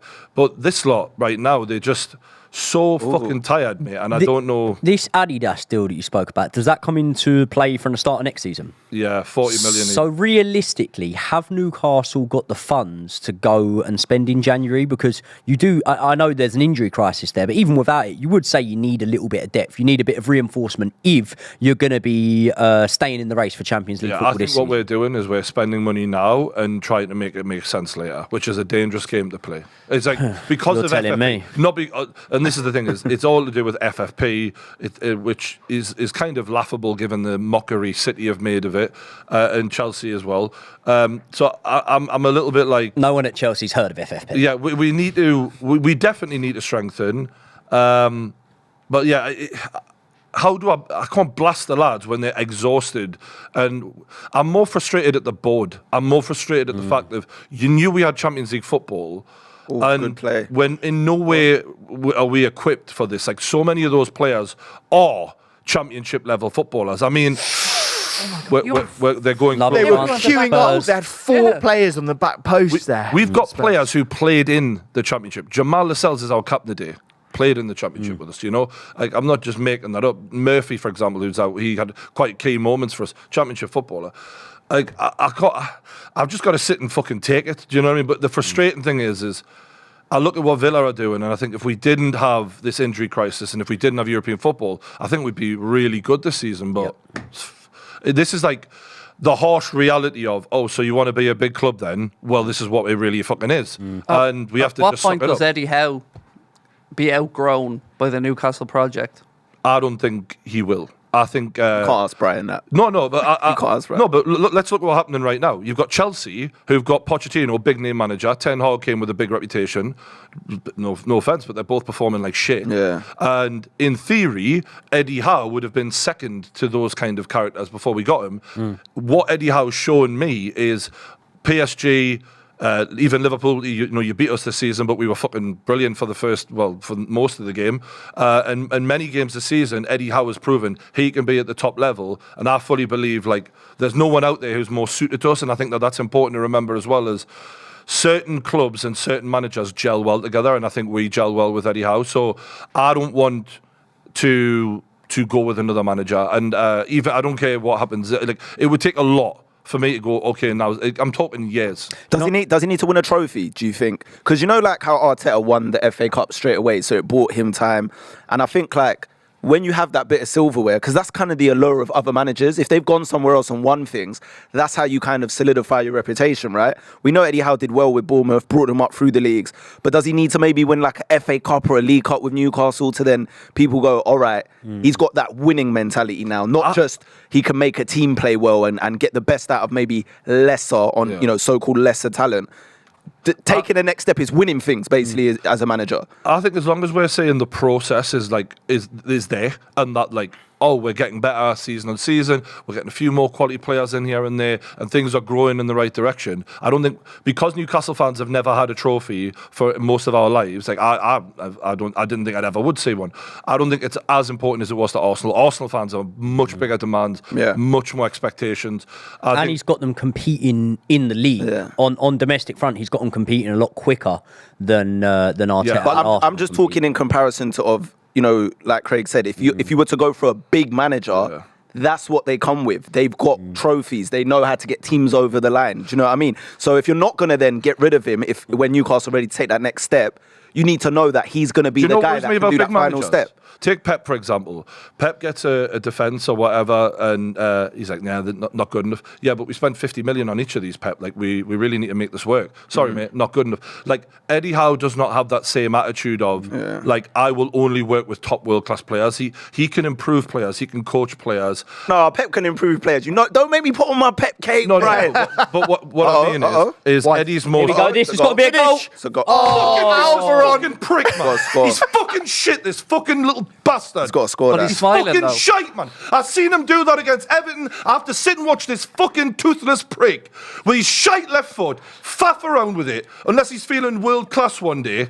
Fuck me. How often does this happen, man? Head gone. I'm watching this every week with Almiron. I'm fucking beginning to dislike them as I'm actually beginning to get a grudge against them. We got to score a second goal, otherwise, we got to score a second goal. The thing about what I mean is with Pep, everyone needs to be world class, ready to dominate world football immediately. We're in a building process, so we need a builder. Yeah, I mean, look at Calvin Harris. You also need to attract Calvin Phillips. If you keep getting Champions League football and you're up second, third, fourth in the league, at some point you're going to want a better caliber of signing, and especially with the ambitious owners you have. So at what point do you say that he hasn't potentially got the gravitas? Because I've seen it with Brendan Rodgers at Liverpool. A lot of good coaching, just didn't have the pulling power, nobody knew who he was. If you want to be a Champions League club and you want to start building to the next phase to win trophies, as Mitch said, then you're going to have to disagree because I think Eddie Howe has done something Brendan Rodgers never did, and that's not all the time, because obviously we are having a bit of a moment here, but there's things that I've seen from Newcastle where I'm like, we look like a complete football side, and yet we are nowhere near the finished article. There's not glaring weaknesses in Eddie Howe's game the way there was with Brendan Rodgers, and that gives me a lot more faith in him in the future. Almiron, you brain dead bastard, man! He was literally 3 yards offside. He's a fucking idiot, man. I'm sick to death of this thicker than pig shit fucking midget running down this fucking right hand side. You fucking brain dead bitch. How long until Barnes is back? Oh, God. It's doing me head in. We're also not guaranteed, though, that Newcastle are going to go for, the absolute Galactico names. Yeah. And also, you look at, I know he's towards the latter end of his career, but Cristiano Ronaldo signed for Man United under Ole Gunnar Solskjaer. You know what I mean? PSG manager when Messi signed was Pochettino. Yeah, remember Tonali's a big name as well. They've already signed basically AC Milan's wonder child, their wonder kid player. He was very good. Let's think about who Jurgen Klopp signed. What megastars he didn't. Mo Salah was never a megastar. Van Dijk wasn't a megastar. Alisson wasn't a megastar. I think that's helped Jurgen Klopp. Avoiding those prima donna bastards is what we should be doing. I think that the model that we've got is perfect for Eddie Howe to grow into that person. And I think with the type of football Eddie Howe plays, which is actually eerily similar to Jurgen Klopp, I think we've got all the potential with him. I think the point that Craig's trying to make, though, is will the Saudis want to instill a sort of Galactico-esque era of Newcastle and outgrow that sort of like the hard-working players, the sort of honest players? Yeah, the underdogs. Like, will they want to see the Mbappes coming in and playing for the best players in the world? Like, surely if you're selling the project, and obviously Trippier talked a lot about this, about how he was sold on the project, that there was a 10-year plan for Newcastle to bring them back to the elite, to the sort of the European elite of world football as well. Like, surely that is part of it. Surely it's like, now we do have to sign the Galacticos. We do have to go for the biggest and best players. And at that point, then you've got to go, how can... Well, let's look how that went for Man United. They signed Casemiro, Varane, Ronaldo. Well done. That went well. Like, I just don't think that that's modern football anymore. I think you need workers, you need grafters. Whether or not, I do think that there's a timeline on everyone if you don't make it work. Like, if you haven't won a title, then Eddie will be moved on at some point, because that's what their expectations are, the Saudi lot. But equally, I think that they've changed their minds, given that when they first came in, the guy they wanted was Mo Salah. Obviously, the Saudi connection to Mo Salah being an obvious one. Killed Trippier. Goal. Yes, Richarlison's on the spot. Cut it back. Let me tell you something. You cussed him out. I cussed him out 100%. But let me tell you something about Ange, though. Ange putting Richarlison through the middle and Son on the left is a masterstroke, because Son's got 2 assists from that wide position now. Let me just explain something to you. This is called a 2-goal lead. Yeah. Oh, yeah. Thanks. Yeah, I know. I forgot what that was like. Yeah. Oh God, lads! Imagine we bottle a 2-goal lead now. That is like. You're looking good, though. We are looking very good. We're looking very good. But I want a third and a fourth to make me feel comfortable. I don't feel comfortable. This was again some good football here. Trippier missed it. Look at Son. He got his head to it, but watch Son. He destroys him. I love that. Former man. teammates. I love that. Yeah. Man. Look. Son is a very good player. Oh, Trippier's. I don't even know if is that a mistake? He doesn't destroy him. I think he doesn't destroy him. Yeah. He can do you better. know what it is? Kieran Trippier in the last 2 games is exhausted. And let's not forget, right? You can perform as good as you want, but 33 is 33. And he needs a break. He's absolutely... He literally pocketed Mbappe back to back, made him look bang average when he was fully fit. He's nowhere near fully. Like he's just so how many right back is one of the hardest. Like Reece James can't do fucking 3 games in a row for a reason. Like it's a hard fucking position to play. It exhausts you. And when you've got a 33-year-old there who's out on his feet fucking at the start of the game, I've seen it against Everton in many of our players, and that's why I'm not surprised, because again we're not getting a break, we're not getting a rest, and we've got Milan coming up in a few days. Yeah. God fucking help us in that one. And it isn't because we're a shit team. We're just fucking knackered. But if you knew that you've got a 33-year-old Trippier, is there not a bit of management where you go, we do have Lewis Hall, he's barely played a minute for us, he's sitting on the bench, we saw him play in big games for Chelsea, why are you not rotating him? So, I know what you're saying generally about your squad, you can't rotate, because that's totally true, but in the left back and the right back area, there's a way to, there has been a way to rotate. I can only assume that Lewis Hall, being 18 years old, in Eddie Howe's opinion, is not ready for the level of responsibility to start a vital game like this in his mind. He played for Chelsea against Man City. With all due respect, though, look at the state Chelsea were in that season. You guys weren't even in the top half of the table from memory at that point. And I don't think that we're buying Lewis Hall for right now. I think we're buying him for the future. And I agree, for me right now, when you look at how wrecked Kieran Trippier is, that's 3 huge mistakes he's made in the last 2 games. And I think he's one of the best players Newcastle have ever bought. But facts are facts. He's made 3 big mistakes. He's clearly exhausted. That isn't... I never see him make mistakes like this. And then 3 in 2 matches is not a coincidence. So in that case, we should be playing Lewis Hall. But Lewis Hall was a makeshift left back who really is a midfielder, right? So if you're Eddie Howe, are you do we play Lewis Hall against the wide forwards of Spurs who have been ripping people to shreds at times lately? Am I confident in that? I understand, but ultimately these are individual errors that are costing us here. And both goals have came down that right side. They've put Son on Trippier for that reason. They watched him against Everton looking tired and went, we'll get at him. And the annoying thing for me is I'm like, if we're fully fit here, this isn't the way it goes. But we're like a boxer who's done 10 rounds before the first bell. But then let's also, in that same breath, give Spurs the credit, because they're by far from fully fit. You know what I mean? They've got a lot of players. Oh! You know what so it is as well? Close There's a hint of revenge here, because we we 6-1 them, didn't we? Last time. Let's not go back to that. It was Callum Wilson scored a beauty, didn't he? It was 5-0 in 20 minutes gone, right? So they're probably wanting to give us a bit of payback, to be fair to them. And Spurs have been fantastic this season. They've been fantastic in this game. But we're physically a shadow of the team that we are, so we're right there for the fucking taking. And that was off the post, by the way. Such a loss of Nick Pope being out, by the way. Yeah, Such Dubravka's not right, man. What do you reckon there's anything to the De Gea stuff? I think they must be thinking of everyone. There must be, because Dubravka for me isn't on the level. He's not, he's not the worst keeper in the world, but he's certainly not ready to be fucking number one. Out of De Gea and Ramsdale, I'd say De Gea's the better fit, though. We're in trouble again. Because although you might rate Ramsdale higher than De Gea, but actually, if you look at Ramsdale compared to Pope and De Gea compared to Pope, De Gea's the closer fit, isn't he? So stylistically, you wouldn't have to change all that much. Ramsdale's 23 though, like he is arguably one of the best think of the prospects. Money. Think of the money though. It's 40 million for Ramsdale or something, right? Or free for David De Gea. Yeah, and also, you get him on loan. But would Arteta want to strengthen a rival? And also with the Ramsdale, with the Ramsdale signing as well. Like, if you sign him in January, it's going to be a lot of money. Arteta will still play this whole pretense of he's still sort of my number one. And it's like, no, he's not. But you'll do that to try and get a elevated transfer fee on him as well. So I think if I'm Newcastle, I don't really want to go near the Ramsdale thing, and I go for De Gea. Because then at least the things there of also, it's like with Pope, I get that Pope's getting on, but he's not massively old by goalkeeping standards. He could still have years in him. Do you not think it's a bit of a red flag that De Gea has been sat doing nothing for 6 months? Like, do you not think that's... I was only thinking about that the other day. I wonder, is it the project thing, or... Was he still a part of the squad? Mate, he's a free agent. Free agent. He's not doing anything. I was about to say. I was like, yeah, that's what I thought. It is a strange one, isn't it? Because you would think automatically somebody would come in there for him. So what do you think that is? I think he's turned down. No, I think he's turned down some offers that he didn't fancy. He couldn't even get Saudi. But maybe he doesn't fancy Saudi. How old is he? And the money? Yeah, but we're in deep trouble. What is that?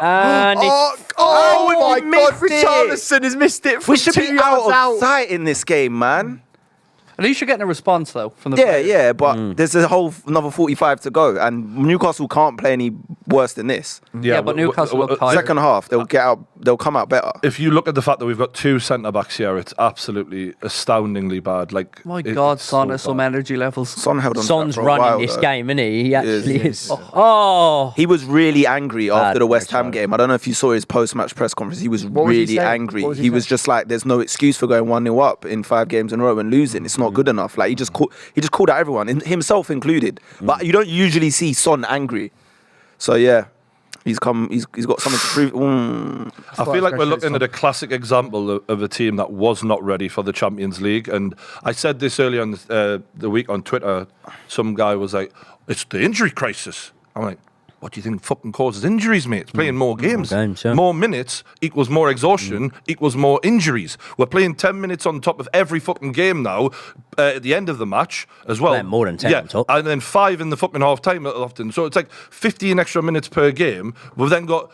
we've played 7 games more than Spurs this season, by the way. Do you know what I mean? Then the VAR stopped starting. And these games that we're playing aren't like, let's just go on for a kickabout. It's PSG, it's Dortmund, it's Milan. They're like, it's Spurs. And because we're not on the level of these teams, we're giving everything. And the lads are coming off at the end of each game, like, just fucked. And this is the result of, like, I wish now I don't want Europa League. I don't want anything. I don't want to even know what Champions League is until we've got a squad that can handle it. Because what's happening is a team that finished in the top 4 last season and were pretty much there all season, we're now exhausted and we don't look like anywhere near the force that we could have been. I agree with you, but how come that's not happening with Aston Villa? I know you're playing at a higher level than them, but they're playing in the European competition on a Thursday night and then having a quick turnaround. Obviously, you've had more injuries, but is there any part of you that would ask questions upon the manager here? If I agree, that's a good point. But if it wasn't for the fact that we've only had 11 players fit for what is 5 games, I think I've never seen a Premier League team like. I'm a fucking Newcastle fan. Yeah. I don't know anyone on the bench, 99% of them. I'm like, who the fuck are these lads? You know, so if it wasn't for that, I'd completely agree with you. I just think it's the level we're playing at versus the level Villa are playing at. It's completely different. I'm just playing devil's advocate. I don't think that anyway. It's a good point though, because like a Villa fan will be thinking that watching me, and I think there's some truth in it, but we've just been really unlucky. But watching this is brutal, man, because I can see what these lads are capable of compared to what we're putting in now and you can see mentally 2-0 down. It feels like game over already. It's not over though. I think what we're seeing more and more across the Premier League is like how teams can actually deal with injury crisis. Because like I have to say, there are a lot of teams. You've definitely, I think you have had the worst, but there are other teams that like have had serious injuries. No, I'm pretty sure that this is a Premier League record. 13 injuries. Like we've literally got 11 players fit. With like aside from Lewis Hall, who's 18 years old, who's legitimately considered someone who we'd give the jump minutes to at the end of fucking 90, if that. Like.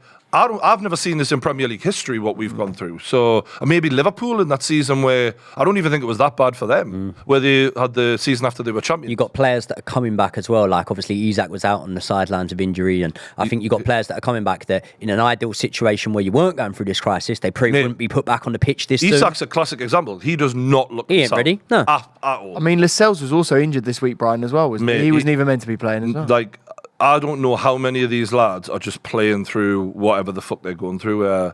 But look, Spurs needed a win today, and credit to them, they've come out the traps and fucking put it on with. And where we look exactly like we looked against Everton, Bournemouth, and in the first 5 minutes, this is the thing when you watch Newcastle week in, week out, it's either 100 mile an hour or it's flat as fuck. And there's no in between. No, and within 5 minutes, I'm like, yeah, we're losing today. Like happened against Bournemouth, Everton.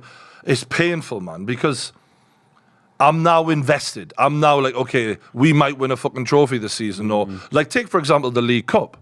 A League Cup for me, just to see my fucking team win a trophy once in my bastard life would mean everything. Now I'm like, can we even afford to fucking take the League Cup seriously? Who the fuck will be left? I was shocked you said you don't want to be in the Europa League final. It's in Dublin. You got to be in the Europa League final, mate. Come on. I genuinely think, given the situation that we're in, the league, the Europa League would fucking kill us. Like I don't think we'd make it. I think we're just dropping like the performances like this. We have not got the squad for European football, and I blame the owners. I fully you got all this cash. You should have reinforced way better than you did. Have you been underwhelmed with the signings? At the start of the season, I was like, and then I watched Tonali play. And I was like, fuck me, all right, he's a bit of a baller. Bonds, he's all right.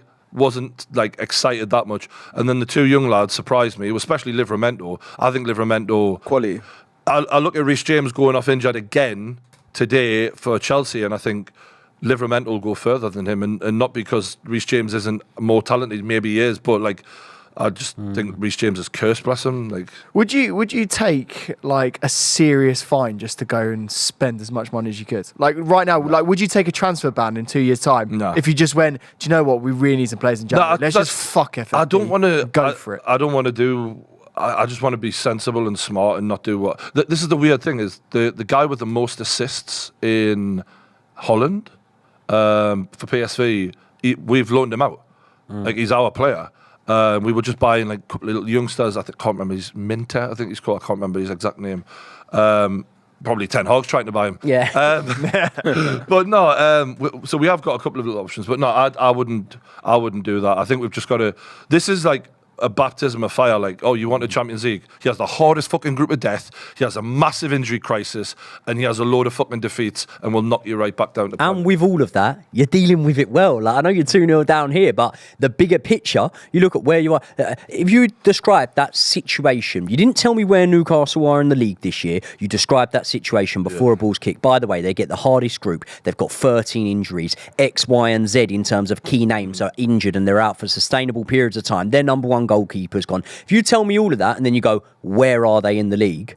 I'm going to go, are they bottom half? Are they 11th? Are they 12th or something like that? Do you know what I mean? So actually, to be where you are is still pretty impressive. To have had the memories and the moments you've had this season is still really impressive. And that's why I think like probably most of us sitting around this table, but especially me, I've got a unique thing when I hear you sometimes and I hear you get a little bit down about Newcastle. I think, mate, like, I'd love to be where you're at right now. Like, no, I get it. And like, I'm just in the moment right now, so I feel like 2-0, you fucking useless pricks. But and look, it is emotional. Like I wasn't ready to beat PSG 4-1 at St James's. I'm not mentally prepared for any of this shit.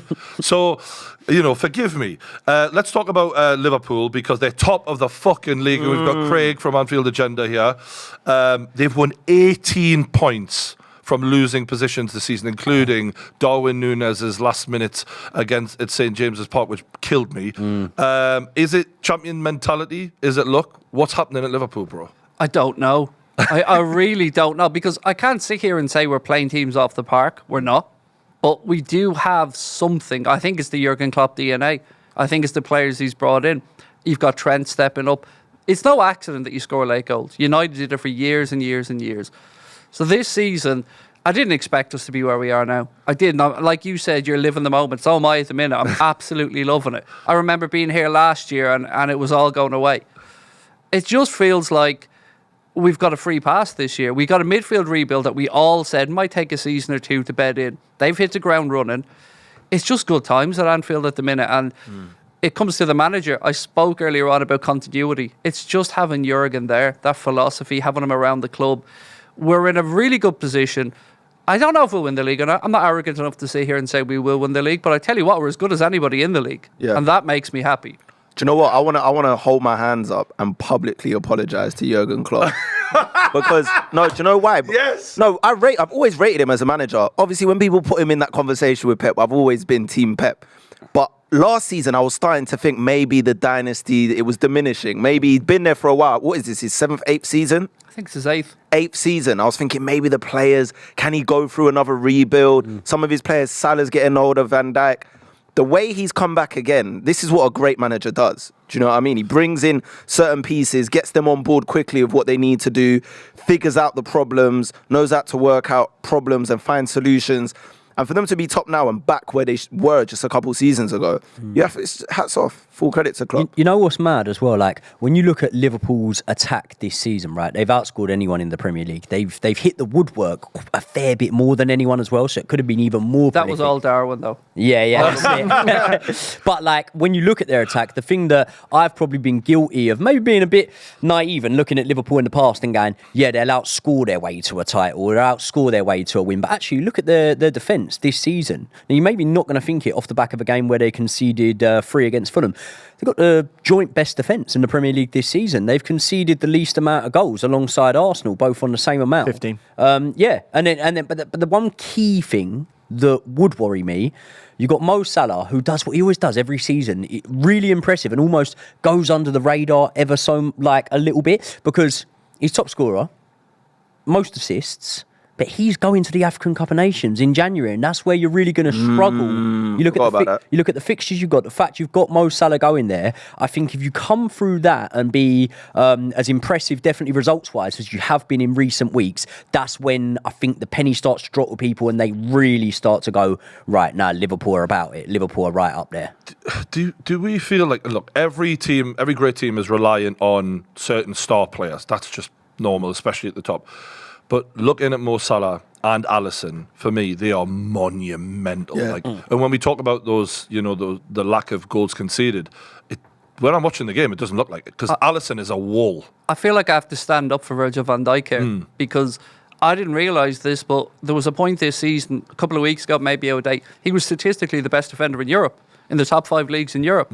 And we're seeing Virgil van Dijk from last season where he just wasn't himself. He didn't trust his body. When you have him back, and it's about the spine, you've got him, you've got Salah, you've got Alisson, best goalkeeper in the world. I think we'll all probably admit he's there or thereabouts. It's a joy, because I watched Liverpool for years under Roy Evans, and as you said, we'll outscore anybody. We always had strikers, but we didn't have that spine of the team. We didn't have that defence. Virgil van Dijk is like a conductor back there at the minute. He's taken the captaincy, and he's just taking control of the team. And Trent, I don't know what's happened to him, but he's like a man over the summer. Trent has just become this legend, this Steven Gerrard-esque type character. Even the shushing at Man City when he scored, I'm like, who's this kid? I love it. I absolutely love it, Brian. And it's Jurgen Klopp again. Can I ask something?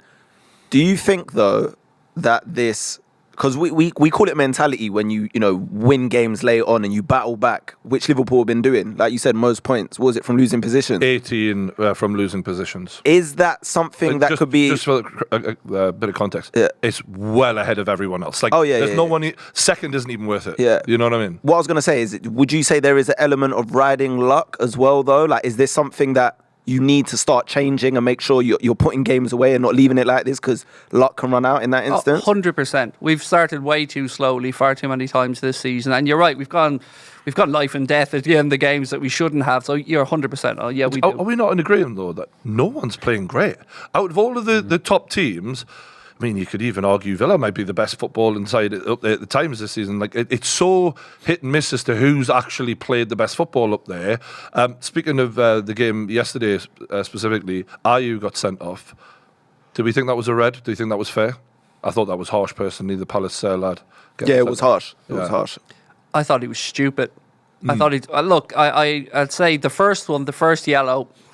We see people get away with that all the time. We do. But the foul, I thought that was a foul. That was a yellow card. He did stop a counter. But yeah, I could see. But when I heard Roy Hodgson talking about time wasted, I think, no. They were rolling and falling around that floor for ages. I thought I was watching your team. I thought I was watching Newcastle. Mate, I'll tell you what, there's a lot of teams who are worse than Newcastle. Fuck me, Arsenal were a nightmare for it when we played them. But, sorry, Arsenal fans.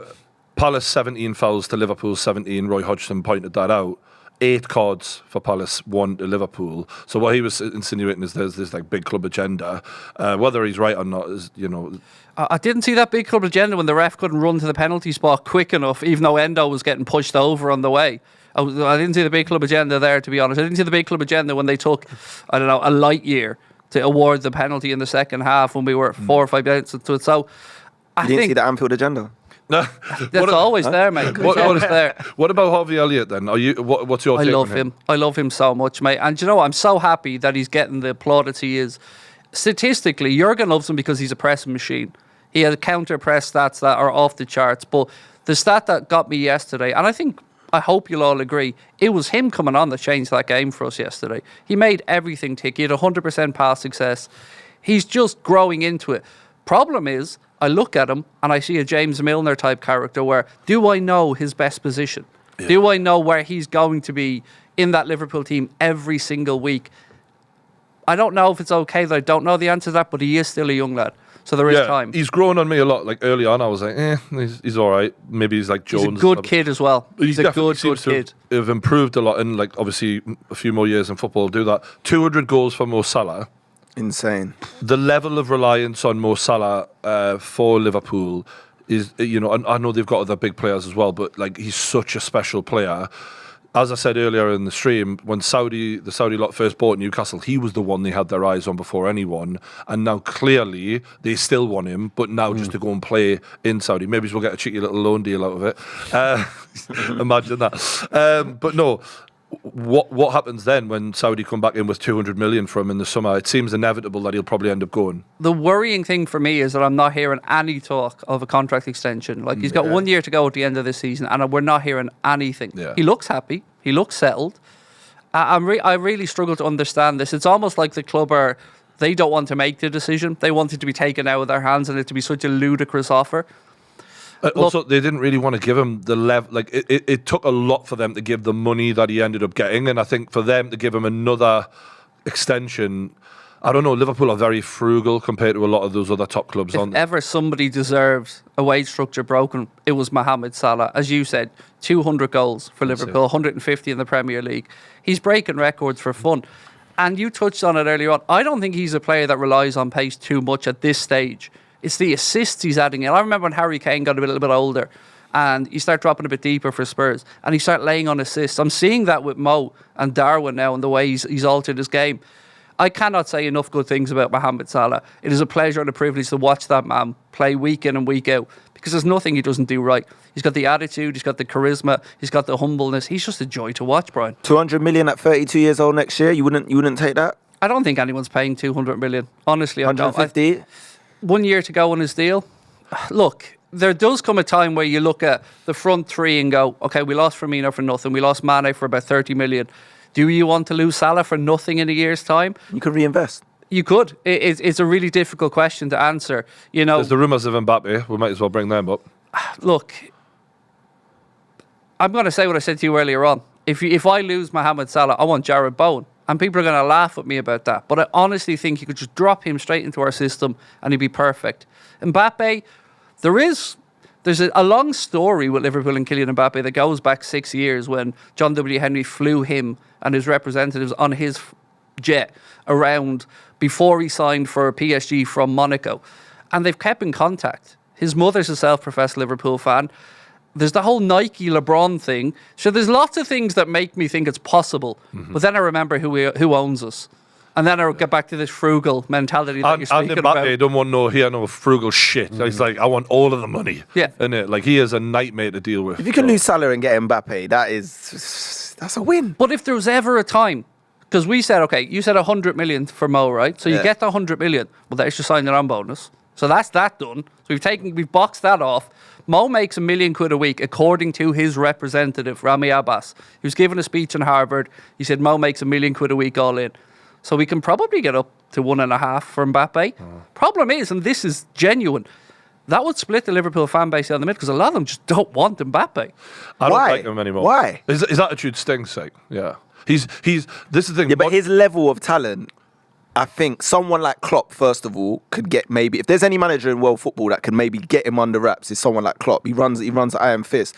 But second of all, it's just he's a generational talent. Who wouldn't want a generational talent at their team?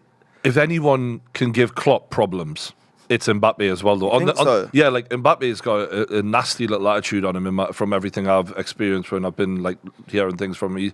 And like the way he went on at mega clubs like Barcelona, like PSG with the lads from Barcelona, the way he out-divaed Neymar and Messi, like after everything they've achieved, he still was the problem. There's a big difference between strolling down the Champs-Élysées and strolling down Matthew Street, mate. Do you know what I mean? He's not going to get away with it in Liverpool. Yeah. Look, the answer I have to that is, if it got to the point that he was signed, I would fully expect that Jurgen Klopp would have done his research on the background. Because he's not going to bring a troublemaker in. He's not really a party boy as well, though. He might be a bit of a prima donna, but he's not. He likes the celebrity circles, but I don't think he's a drinker. I don't think any Liverpool fan wants to see a player walk in if things aren't going right for him and stuff like that. And we've seen clips of him doing that. I think it was last season. There was a bit where he didn't get the pass he wanted when he wanted it when they were breaking, so he just walked into the box for the rest of it. And that sort of stuff might fly in Ligue 1 where you're in the best team. And let's be honest, it's a bit of a one-horse race.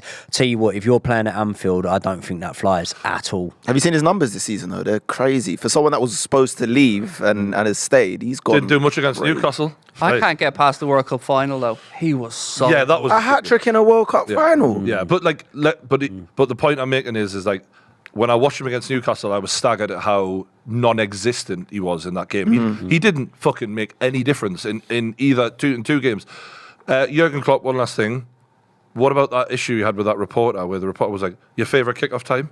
And then Jurgen went at him a bit. What did you make of that? That was a bit much because I almost felt sorry for the reporter in a way, because the reporter did not expect it to be like that. And I think sometimes, like, you can't put enough emphasis on actually how hard it can be to be a reporter's job. Like, you know, you're interviewing Jurgen Klopp, it's a big moment, probably a passing comment, and Klopp did not like it at all. I can sympathise with Klopp as well, but I just think in that situation, it's like, don't mug him off too bad. He does have form for being a bit snidey. Even to Liverpool fans at times, he'd spoken about us wanting new players like... No, Klopp. Oh, Klopp. He want new players were like kids wanting more toys at Christmas. And that stuff. Really, the Ferrari. That doesn't He compared Bellingham to a kid wanting a Ferrari at Christmas, and I was like, not really the same though, is it? You know the bit I found funny, like from the outside looking in, right, is like Klopp sort of addresses what the reporter said, and he said, I can't believe you asked me that. Then he carries on talking for about a minute, and then he comes back to it again. So it's like, that had you rattled, didn't it? Playing on your mind. I used to really like Jurgen Klopp, like as a person as well as a football manager. Now I have ultimate respect for him as a manager, but there's been so many like incidents where he's come across as a nasty piece of work. It can be a bit hit and miss. He's our shithouse. That's the thing. He's like a player. He's ours, and we love him. He's got faults. We'll see them. But there's also the other When he's whole your Jurgen. manager, Oh, yeah. There's When the he's other your- Jurgen Klopp thing about look what he has done. Like he's like a god to us. You know, he can be a bit hit and miss though in the way that he does respond to these things. Because, like, say for example, what was the game we thought he was going to come out and go mental? Oh, yeah. Spurs. Was that the the Spurs game, one. right? So the Spurs game, we thought he was going to lose his shit. Comes out almost over dignified, really like dignified, doesn't, all right, things came out in later days, but doesn't rise, doesn't take the bait where you think he was gonna sort of thing. Yeah. Then, for example, in that one with the interview the other day, the guy makes like a passing comment. It's not even like he's trying to dig him out, and he loses his shit almost over it. So it's like, God, let us like have a bit of consistency, mate. I really think the 12-30 thing is just really pushing his Well, he has buttons. got a point, though, because I think if you look at the last however many years, I've seen some stat like Liverpool have got more than double anyone else's early kickoffs. The thing is, when that guy says, yeah, your favourite kickoff, I would say, yeah, it's a joke, isn't it? Like, something like that, and then just make a laugh of it. But yeah, it didn't seem to go down well. You and Klopp, that Jurgen, one. man, you're just not the same. But No, I think we're no, forgetting. both had a teeth, I think we're forgetting one thing in all this. You don't get to the level in life that a footballer or these managers get to without having that snidey streak. Yep. You have to have that somewhere. Maybe you don't bring it to the fore all the time, but it has to be there somewhere. No, I agree. I think these winners, like we've seen Pep and Arteta, and they're all bastards, aren't they? Let's be honest. They all have to be to some degree. Just while we mention Pep, who saw him talking about Calvin Phillips? Did anyone see No, it? I didn't say it, but I heard he said he feels bad. Oh, mate, it was a weird watch. It was a really weird watch. I was like, it's almost a little bit funny. Like, I don't know. He's talking about him, and he goes, he's brilliant. He went, if he had a bad attitude, it'd make it so easy for me to leave him out of the squad. He said, if he complained, it'd make it so easy. And he comes in, he comes in, he does exactly Honestly, what I want. Perfect professional. He's perfect. But I just can't see him in my plans. He goes, I feel so bad. So bad. Why did he sign him then? Just a 50 million down this is if there's anything we can label a Pep is the amount of players he's moved on, like who spent absolute fortunes on and have just been tossed aside. Sorry, you're not in my plans. It's like, well, when did this happen? You know what though? I found that that interview when he's talking about Calvin Phillips quite funny. But actually, if you look at, for example, Ten Hag, the way he's handled the Sancho situation, now I tell you what, Ten Hag won't care probably, but if you're trying to maximise a bit of profit for what you can then go and get for that player, I think Pep's played that perfectly, hasn't he? Oh my God! It's not like he's come out and said, he's rubbish. He don't do what I ask of him in training. He's come out and given him a glowing review so that his next manager, potentially one coming through in January, can go, right, at least he's a good egg. No, this is clever marketing for sure. Where does he go? Newcastle. Where does he end up? Newcastle are being linked with him, but I mean, that would never On a happen. permanent I'd have him in our midfield at the minute. I weirdly Fucking seen him linked with United yesterday. Yeah. That's not weird. That is very likely. I could see that. Are all That's of these permanent deals? I think so, because I think the idea will be like a loan with the option to buy or forced He has buy. to play for the Euros. He has to move somewhere before the Euros. He don't. Southgate. Southgate's still still playing. Newcastle wouldn't even be linked with him if Tonali hadn't been bloody banned for gambling, which is really biting us in the arse. Are you excited about that signing then, Brian? Potential or? Nah, mate. I think someone who joins a club knowing you're just going to sit on the bench, it's a bitch mentality for Well, me. Leeds fans absolutely loved him, and Yeah, Southgate obviously sees something in him. Mate, so did maybe he know he's that? diamond in the Though? rough. Did he know he was definitely going to? know it. Well, if he didn't know, he wasn't very clever. No, exactly. But, sometimes there's been situations of players who possibly didn't think, or the perception would be that we didn't think there'd be in lineups, and they've gone to clubs and ripped it up. So maybe Calvin Phillips, you can flip it the other way and say you've got a good mentality because he thought, I'm going to go in and displace you. He's an idiot. You're great at the devil's advocate, like Joey. I'll give him that. Yeah, he is. Fuck me. What is wrong with this guy? Who's I that? mean, if Anger you're issues. Calvin He's Phillips, going nowhere. yeah, Romero did something absolutely stupid there. Sorry, If go you're on. Calvin Phillips going up and saying you're going to be better than Rodri, something is seriously wrong. Stephen Ireland vibes. Seriously wrong. Stephen Ireland. He's better than all of them, Stephen Ireland. Mate, honestly. I think with Eddie Howe as his manager, I think he'd be brilliant. I Yeah. think he's going to prove a lot of people wrong. I think he'd do really well at I Newcastle think he'll as do well. really. Honestly, I think Newcastle might be the best club for him. Really do. We better not concede here. Honestly, Romero, please. That was the most. Please. That was the most idiotic foul. He's just so angry. Like, I don't think he got cuddled as a child. Well, how many bookings has he had this season now then? don't After know. all that, he I hasn't don't had any bookings in the entirety of the start of the season. Oh, here we go. Ball comes in. Goes nowhere. It's demoralising at this point, lads. I can't lie. It's been. No, it's far from over. It's far from over. Nah, but- we give chances away. This They're Tottenham team knackered give now, though, chances mate. away. They're knackered now. Yeah, Like- but it doesn't matter. This is the thing, though. As good as Tottenham have looked, at times in this game, and technically they've got some quality football. Obviously, Son's great. Come on, keep a hold of it, you fucking idiot. Oh, he slipped over. Oh, Look at the state of that. Is that not a free kick, you fucking bellend? You got the ball. He just fucking rugby tackled this prick. You've got the ball. Fucking ball was still there. He's fucking flying through the ropes. Is this a WA match, like? Yeah, cross. Catch it. Gordon puts it over.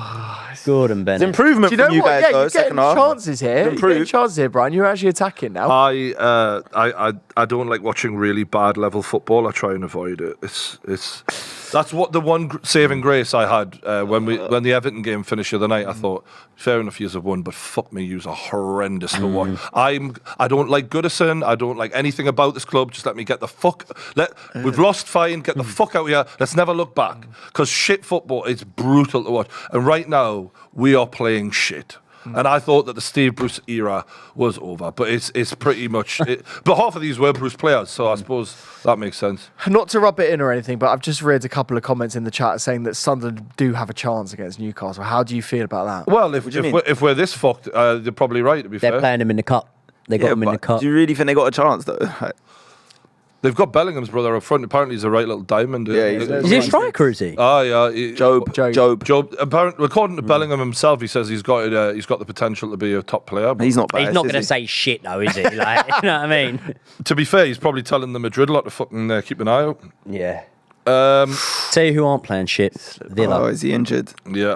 Very good. Should we do a little bit about Villa? Yeah. Want to give them some credit. I did say at the start of the season, Premier League predictions, I said Villa could be in the top 4. I got laughed at. We did laugh at you. I got laughed at. Rightly so at the time. In my face. And now look at you. Who's laughed? Well, it's still not me laughing because... I saw you guys repost that clip. Yeah. I was burying my head. Me and KG just No, laughed. but let's be real though. To be fair, the reason I said Villa was because do you know when you get that stat of since the turn of the year, this amount of points? I looked at that and I remembered when Newcastle were in that top 5 at the turn of the year the season before. I was like, we went on and got top 4, so maybe they could do the same thing. And look, Unai Emery, what a manager he's proven himself to be. We already knew his record, in Europe was fantastic, and even at Arsenal, I think he was. In retrospect, was he harshly treated? Maybe. Yeah, integrated Martinelli and Saka into the squad. I know, of course they had to go on and do what they've done, but he was the man that brought both of them into the Arsenal team. He at one point went, what was it, 3 months unbeaten? Yeah, it was 24-game unbeaten run. They finished 5th. He got to a Europa League final. I think they were just annoyed with the fact that they didn't win that final, they were entitled to it or something. Well, who they lost to as well, right? Chelsea. It's a brutal, and I remember the rage within the Arsenal fan base as to how they lost that final. But they give him a lot of stick, didn't they, for the fact he couldn't pronounce good evening. Didn't Wenger lose a Europa League final a couple seasons before as well, though? Looking back at it, they immediately dropped off quite significantly after, and they had quite a big rebuilding process. So maybe it was a little short-sighted. Obviously, things worked out in the long run because Arteta just so happened to be a very good fucking manager as well. He's an incredible there is a possibility. He's an incredible tactician. He's brilliant. Yeah, I mean, he literally outdid Arteta. In that game, is there an argument to say that they'd be even better off now if they'd have just stuck with him? Who knows? I was watching that game yesterday and it did not look like Villa were out their depth in the slightest. They won the game, but it didn't look even like in the run of play. What it did look like to me was maybe, it's a team with the better personnel versus a team that know what they are a bit better and play a bit better in terms of playing to their strengths. And that's what Villa looked like yesterday. And we speak often about, obviously, the fact that they're in the Europa League, and everyone knows that no team that's been playing in the Europa League has ever gone on to win a Premier League title in that same season. So when we talk about them being in the title race, I think that'll always go against them. But one thing is they've actually got depth, especially in comparison to say a Newcastle at the minute. They've got some depth, Villa. You look yesterday, Diaby wasn't even on the pitch. Buendia's injured at the moment. Mings is injured. They have spent quite a bit of money, actually. Well, that's a good point, right? Because I made a note of this on my phone. When you say they've spent money, they have. They have. But when you look at every single time Aston Villa have ever broke the £30 million transfer barrier, right? So here's the times they've done it. Luca Digne, I'd say decent. You definitely don't call it a flop. Diego Carlos, very, very good. Leon Bailey looking really, really good at the moment. Pau Torres, same for him. Ollie Watkins, same for him. Buendia has been definitely not a flop, looking good at spells and times. And obviously Diaby, who's in the team now. So unlike Chelsea, every time you go above that, it's like miss, hit, miss. With Villas, it's like for every single time they've broke the 30 million barrier. Every single player they've brought in has done really well. You look at the owners as well. They've got one of the richest sets of owners in the Premier League. Now, that's not to say definitely they're going to be able to spend the exact same amount as everyone else, but they've got richer owners than Man United. They've got richer owners than Arsenal. They've got richer owners, I think it is, than Liverpool or Spurs, one of the two. So actually, like, okay, it needs to translate into invest in that, but they've got money to spend. They've got the right manager there. Look at that home record, Joey, as well. Ridiculous. And they also look in Unai Emery. He everything that people make excuses for Ten Hag for. Unai Emery is like standing there going, "Sorry, I'm proving everything you're saying wrong because I've taken a team that were battling relegation, and now, as we speak currently, they're challenging for the title." Like that's he has a CV as well. Yeah, and he's won the Europa League 4 times. Like you don't and just do that by accident. He'll win that competition, Aaron, as well. Like he'll win that. You know what I mean? And I think when I look at them, look at the fact they'll be able to invest in January again. I look at the squad depth they've got and the players to the level they're performing at. I think that they've got to be favourites to make Champions League football. If there's 5 spots, they've got to be favourites. You'd make them at this moment in time. Things can change quickly, but at this moment in time, you make them favourites over Newcastle. You'd make them favourites over Spurs. You'd make them favourites over pretty much everyone but Arsenal, City and Liverpool. So I think if you're a Villa fan, you're absolutely buzzing right now. Yeah, and I want to give McGinn his flowers, man. Oh, he's so good, I want to give him his flowers because that performance, he's been playing well for years for them anyway, but that performance he put in yesterday was just ridiculous. Like every side of the game. Obviously scoring the goal, spinning, tucking it away, just the battling at the end. He's playing wide at times, he's coming in the middle.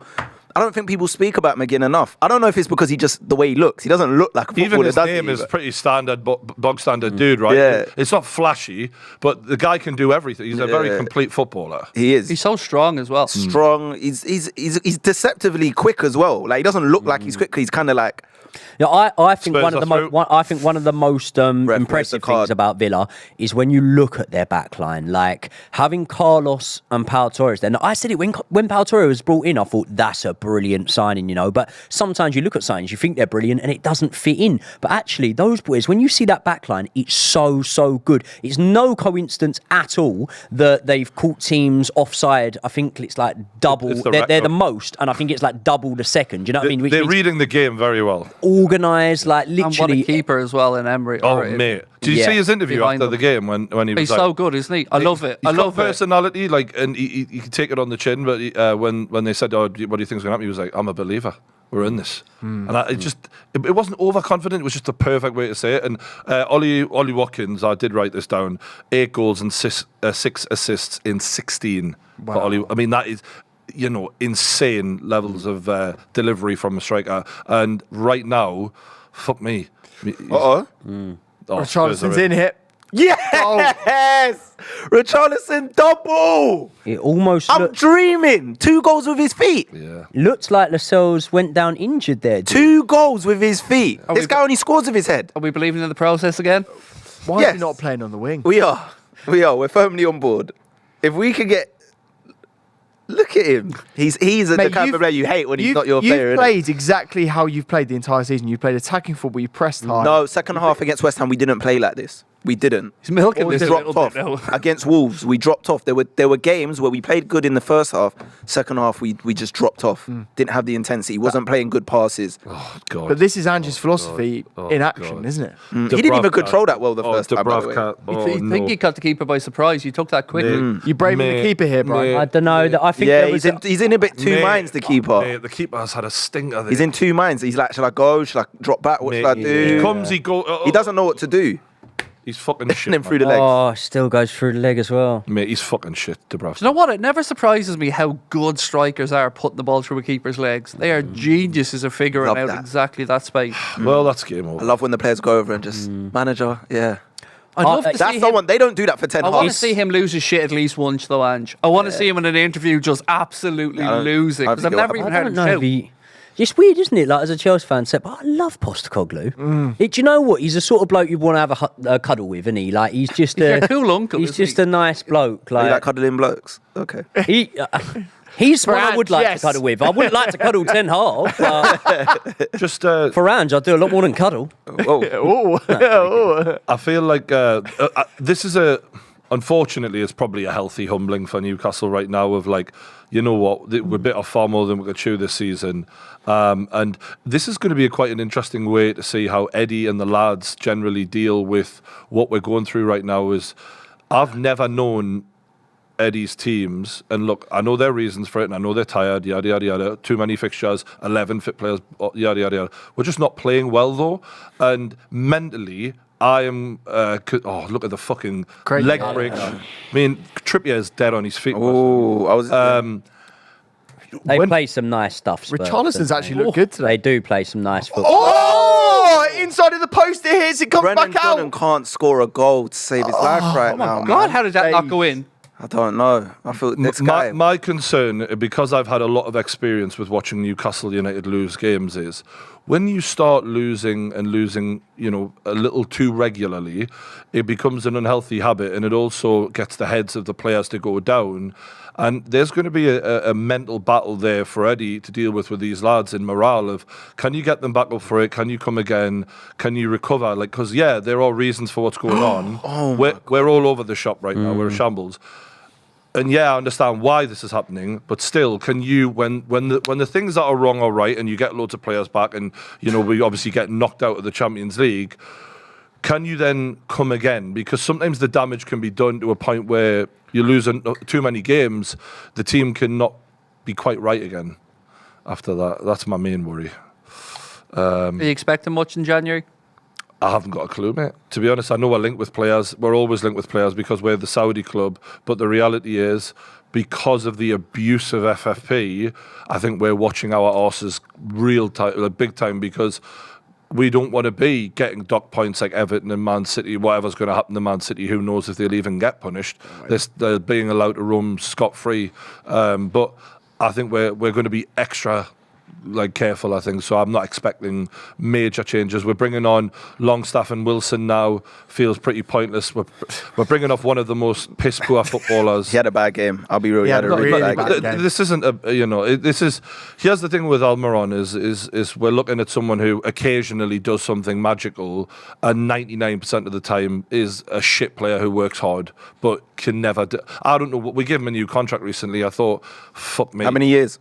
3 years, I think it was, at the start of the season. Could have been worse. Could have been Rashford. Shambles, mate. He hit a lick. Yeah, it's definitely not that. But so yeah, we've been humbled here. I've been humbled personally. I think this is it's a reality check of, yeah, at our best we're fucking class, but we're not at our best when we're playing all these games of football. We haven't got the squad depth, so that's just got reality now. How do you feel about Joe Linton filling at left wing there? Sorry. He's done that before, and he's actually not too bad at it, to be fair. For me, Joe Linton's at his best when he's dominating centre midfield and just brutalising people. But the game's gone. If it was up to me, I'd just say, right, lads, get the fuck off. You know what I mean? Save your legs, because you're absolutely fucked. And I think if I was watching this game, just focusing on everything, I'd pull it apart and tell you 10 different players who've made 10 different mistakes. But overall, it's just we were shot from the kickoff, and we were shot from the kickoff against Everton. And this is the same shit I've been saying against Bournemouth. Whenever we're playing a lot of football and the squad depth is exposed, this is what it is. And equally, this has been one of Spurs' better performances this season, in my opinion.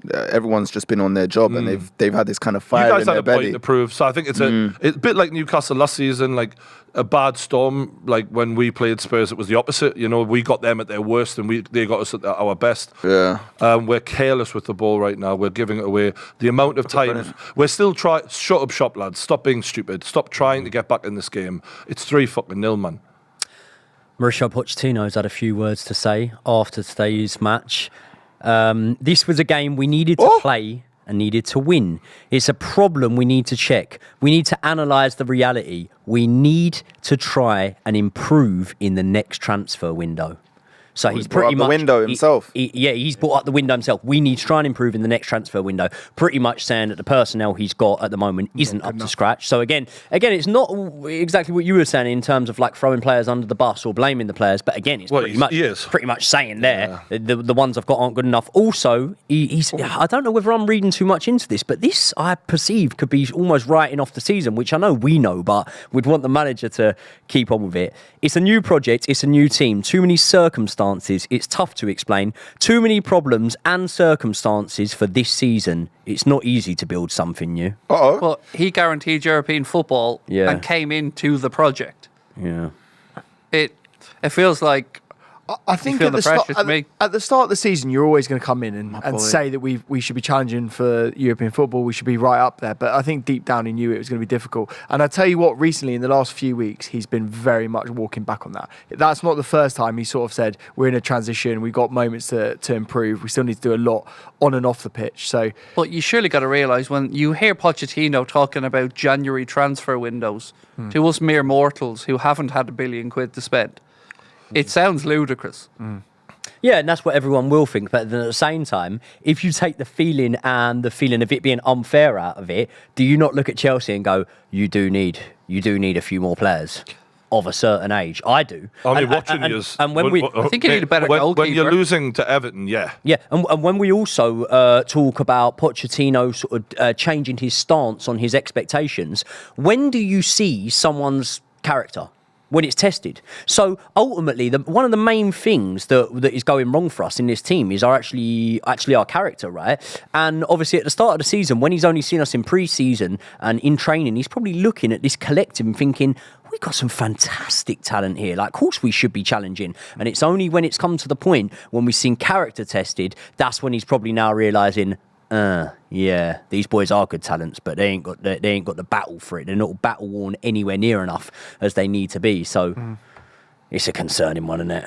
Can we talk about Arsenal for a second here, and especially in terms of the title race? I'm really interested to see Craig's perspective on this. Like, do you see Arsenal as the biggest threat, or do you still see City as the team that you're competing against up in the top? Because you consider yourself a title challenger. So obviously. Honestly, I'm pre-programmed to fear Manchester City putting 15 games in a row together, and I'm also pre-programmed to think that Arsenal are going to fall apart.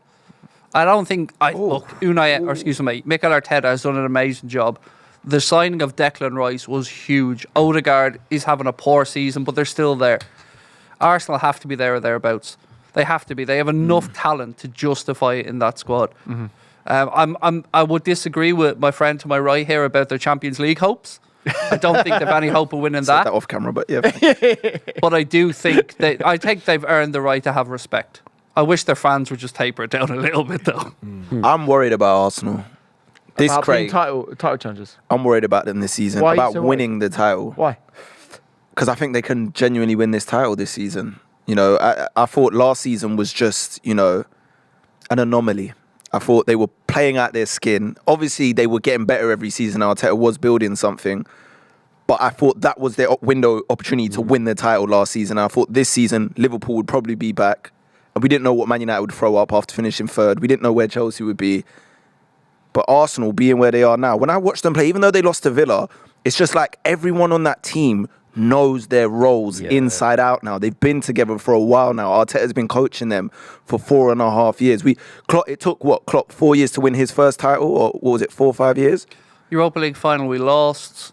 Yes, I think it was 3.5. Yeah, so you get to around this time, this is when it all needs to start coming together. And I feel like when I watch Arsenal, when they've got that full fit 11, every player knows exactly what they're doing, and they're so dangerous. They keep going. And barring that Villa result, I was saying before that game, I just didn't know who could beat Arsenal.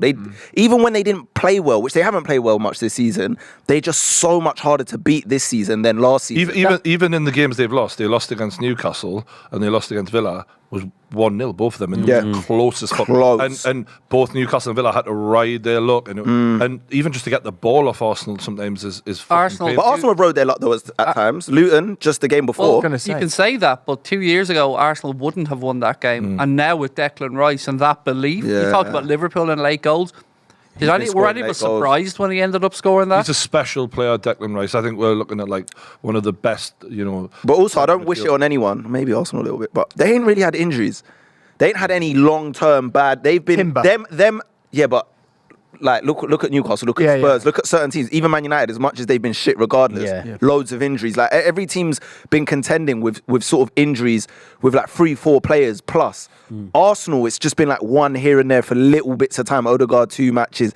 If they were to lose like Saliba, Odegaard, and like Saka, what happens then? Of course. Do you know what I mean? What do you think if they go and buy a number 9, that guarantees them the title this season?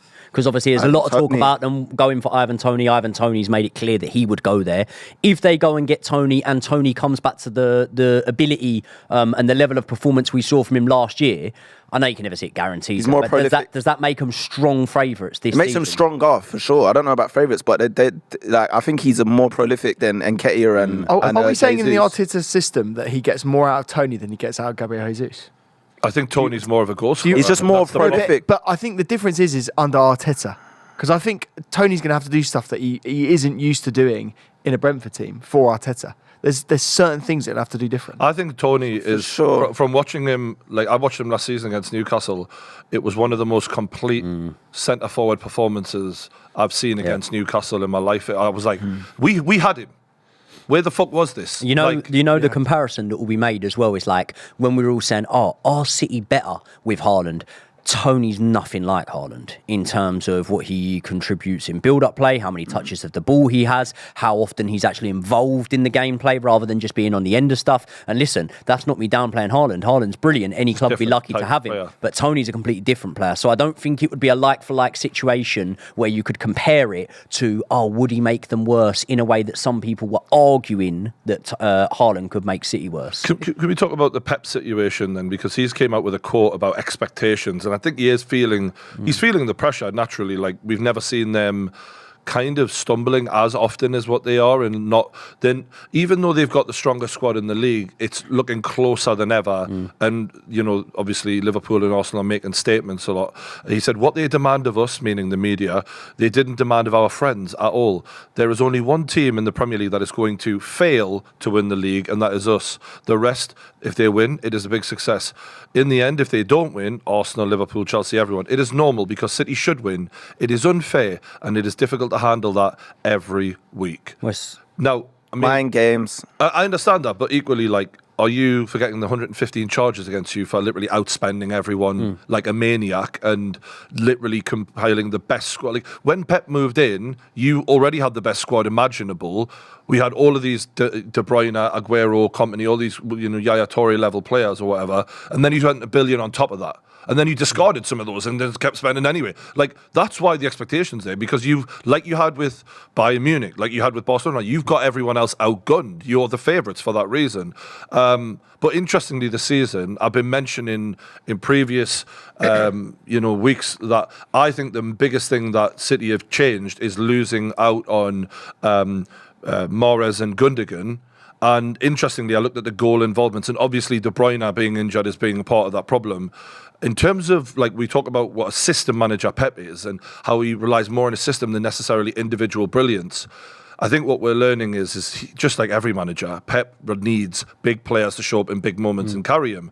De Bruyne had 23 goal involvements in 28 starts last season, which is insane. That was the most. Foden had 16 in 22, which is second. Mahrez had 15 in 22. Gundogan had 12 in 27. Grealish had 12 in 23. And Bernardo had... who was number one? Bernardo had 9 in 24. So De Bruyne... Massive gap. Is number one. So they're losing De Bruyne this season. But then they've lost number 3 and 4 as well. So 3 out of their top 4 midfielders in terms of creating and scoring have not been playing. And yet, to be fair to Pep, and as much as I give him criticism when he deserves it, he's done well to still stay where he was. But he did actually sign Doku. We are expecting Foden to be kicking on now. We are expecting Grealish to be doing a hell of a lot more for 100 million than what he is doing now. So as much as I'm saying, all right, Pep, you've lost a couple of big players, it was your decision. You knew this was coming. You spent a fuckload of money to sort this out, and yet you're now struggling as a result of that. So I think I think he knows he's really fucked it a little bit in terms of some of the recruitment, in my opinion. It's not that I don't rate Doku, but I just don't think Doku's quite the level that some of the ones he's let go The boy from Wolves hasn't come in and lit the world on fire there at City. Then again, to counter that, not a lot of players do. Not a lot of players, barring Haaland, come in immediately and are just the bollocks for City in their first season. It normally takes them a season or so. I would say when he says about the unfairness in terms of if we don't win it, it's a failure. Yeah, you're right. But if you want to take the credit of being brilliant, you have to then take the downside of being brilliant, don't you? Because being brilliant is what set the benchmark. So now you can't take the praise from it if you don't take what comes of it in terms of it is a failure if you don't win it. Well, of course, because you won the treble last season. Ultimately, though, I do think if Man City don't go and win the Premier League this season, and let's say, for example, they have a good run retaining the Champions League, it won't be seen as a failure at all. If they would, I don't even think it'd be seen as a failure if they were to come third in the Premier League this season, if they retain that Champions League, which we all know it's only really Madrid that of recent times done it. So I think third would be a failure. Do you think? Even if they got a Champions League, I just think if you got arguably the best squad and the best manager, what's your excuse? And the finances, what's your excuse for coming for third? But if you factor the injuries into it, most notably, obviously, Kevin De Bruyne, and this isn't me saying they don't, but do they still have the best squad? Yeah. I think so. I think they got the best squad. I think they got the best talent. That's my opinion. Obviously, Liverpool got great players as well. Arsenal, their players have grown into great players, a lot of them now. But I still think City have the best players. I think considering they won the treble last year, it's hard to argue. They got the best number 9. They've got the best holding midfielder, DM. All right, Alisson's probably the best keeper in the league, but Edison's right there. Yeah. Can I tell you what's concerning for me about City this season? When they faced off against those bigger sides, like Aston Villa beat them the other day. Man United, they beat a lot of teams do, clearly not Chelsea, but they also only got a draw with Chelsea. They lost to Arsenal. They only got the draw with Liverpool. In seasons gone by, of course, the other teams are testing City in the one-off games and they're pulling away everywhere else. But even in those games, they're still getting results against these guys. And so far this season, we saw them beat Newcastle. They didn't look great against Newcastle, drawn against Spurs, lost against Arsenal, drawn against Liverpool, drawn against Chelsea. They're only 4 points off the top of the league still, though. Exactly, as bad as they've been. They've got an unbelievable squad, and that's why this myth that Pep does not need the same things as other managers do. He's not magical. He also needs big game players and match winners to when he is having a close game, he spent more money. Those big players dig him out of the shit. It's hard to keep winning as well, though, Brian. Yeah. Look at the fans. They won't even show up for Leipzig in the Champions League now. They're just spoiled. And it happens. Success brings this, and it's hard to keep winning every single year. Nobody's done 4 in a row in the Premier League for a reason. And if this team can't do it with all the finances, the funding, and the best manager that they've had in their lifetimes, it's tough to sustain. It is. I think they get better second half of the season, though. I don't know if they hit last season's heights, but I think they get better, though. Do they win the league? I don't know. I think Arsenal losing to Villa, Liverpool been winning, but they've been just about winning at the end of games. I'd still make them favourites. I'd still make City favourites to win the league. You would? Oh, I think it's just 4 points. I think you still got Kevin De Bruyne to come back. They're going to lose Salah, like we just said. Yeah. I don't know. I feel Arsenal's the biggest threat to them. If Arsenal get Ivan Toney, especially, then 100% for me, I would give it to Arsenal. I know England if they stay injury free. They're linked to João Palhinha as well, by the way, because they want to move on a central midfielder. They've been linked to João Palhinha. Imagine they brought in João Palhinha as well alongside Declan Rice. That would be a joke. Yeah.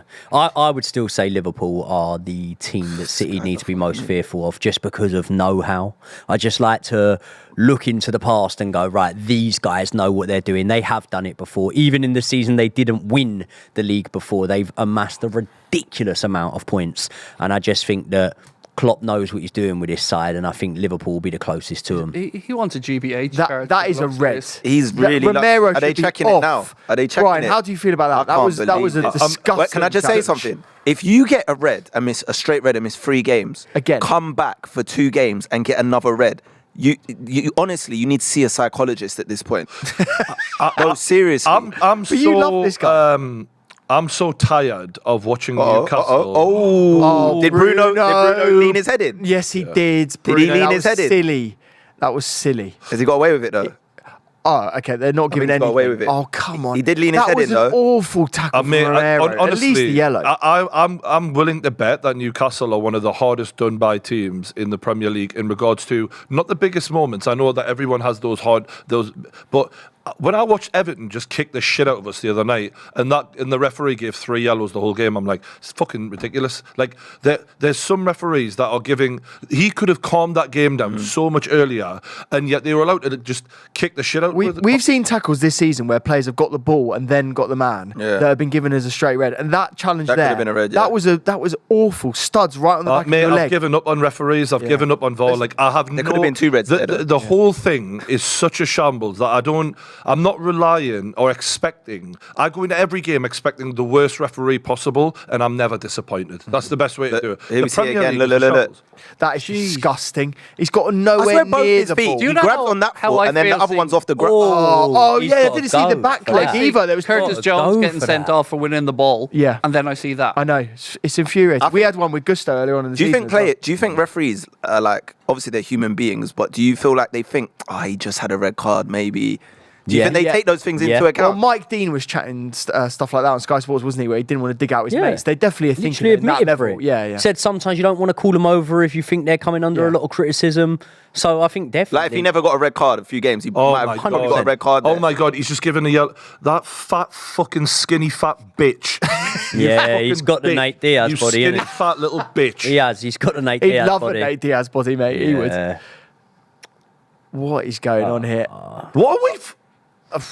He took him out. It was late. It was a yellow card. He took him out. But he took him out. A yellow card and a yellow card. You're like... Yeah, the other one was a red. There's no mistake about that. And I get annoyed with Romero every game. Me and my dad argue about it all the time. But he's just aggressive. What? It's going to cost you. In this modern game, you can't play like that. He's a throwback defender. But you rate him quite highly. You see him in your best defence. We're better with him in the team, but are you if he gets sent off? We are, because here he goes. Touch was terrible. It's a penalty. You know, this is actually great if he gives the penalty, because what we need to do is isolate and show how shocking Dubravka is with his fucking school photograph haircut. We need to get rid of this fucking bitch. Like, literally, we need, like, if there's one thing this game has shown, you are not qualified to be in the Premier League, bro. Like, we need a keeper desperately. And Son's first touch wasn't great. De Gea or Ramsdale, call it now. I don't really want Ramsdale for 40. He's not worth 40 million. We're not. Okay. I don't want to pay that kind of money for to be honest. Richarlison ain't on the field. field. How bad would he have to get for Karius to get a game? Did you really bad? Now I'd play Karius. Yeah. Did you see when the camera cut to Ramsdale the other day and he didn't realise the camera was on him after Rev made the mistake? He's laughing. He goes. His dad's at home doing cartwheels though. Yeah. I haven't seen Son take a penalty before. Remember when he got golden boot? It was not one penalty. He's a quality finisher, though. He never. He never. But he's penalties. His last 5. When did he take penalties? When? Yeah, but who else? That must have been 6 years ago. Who else is going to take them for you? No, I'm saying he should, but I'm saying I can't remember the last time I saw him take a penalty. Is Richarlison on a hat trick or right? Yeah, but he's got subbed off. Okay, fine. Imagine him getting a hat trick. I wouldn't want him to take a penalty. That'd be like Nicholas Jackson. It would be. Yeah. He should get man of the... No, I don't know if he should get man of the match today, Richarlison. 2 goals? I mean, he should be right up there, right? Son's been very good, though. Son's been very good this game. Absolute legend. He's about to take it. Bang! Yeah, right. Bottom left-hand corner. Great finish. Easy. 4-0. Spurs are cruising. I was the closest to getting this right. Let's go, Sonny. Sonaldo. I was thinking 2-0 Newcastle. Yeah. To be honest, I was hoping You predicted Spurs. What did you say? 3-1? 3-1 I went with. Where did that come from? This performance is identical to the just those game. runners, man. That pace is frightening at times. Do you know what's mad? When we were fully fit last season, we bashed this lot 6-1 and made it look easy. And now I'm looking at we look like old age pensioners. We don't look even a shred of the team that was last season. But this that was what also Conte's team, though. Yeah, that you bashed. It was Conte's team, though. Oh no, I'm just saying, like it's. But you're talking more from the Newcastle side of things. From the way we're playing, like this is. It's so weird because you won Champions League football, you dream of Champions League football, and they say be careful what you wish for. Well, fuck me. I mean, what we've given up to not even qualify, we have sacrificed our league. We've completely given every shred, all of these injuries, to do what? To not even get out the group in the Champions League. All right, we won against PSG. It was amazing. Why are you writing that off? You could still get out. Mate, this 11 players is playing Milan. They're exhausted. They've got nothing left. We might as well not even turn up, right? And even if we qualify for the Champions League into the next round, we're not good enough to do anything in the competition. We're making the numbers up. It's not till February though, Brian. You might be all right with a player or two come in. I'm just like, it wasn't worth it. The Champions League wasn't worth this. No, it was. For me, it was, mate. It was. For the money. You saw Newcastle take PSG on and spank them.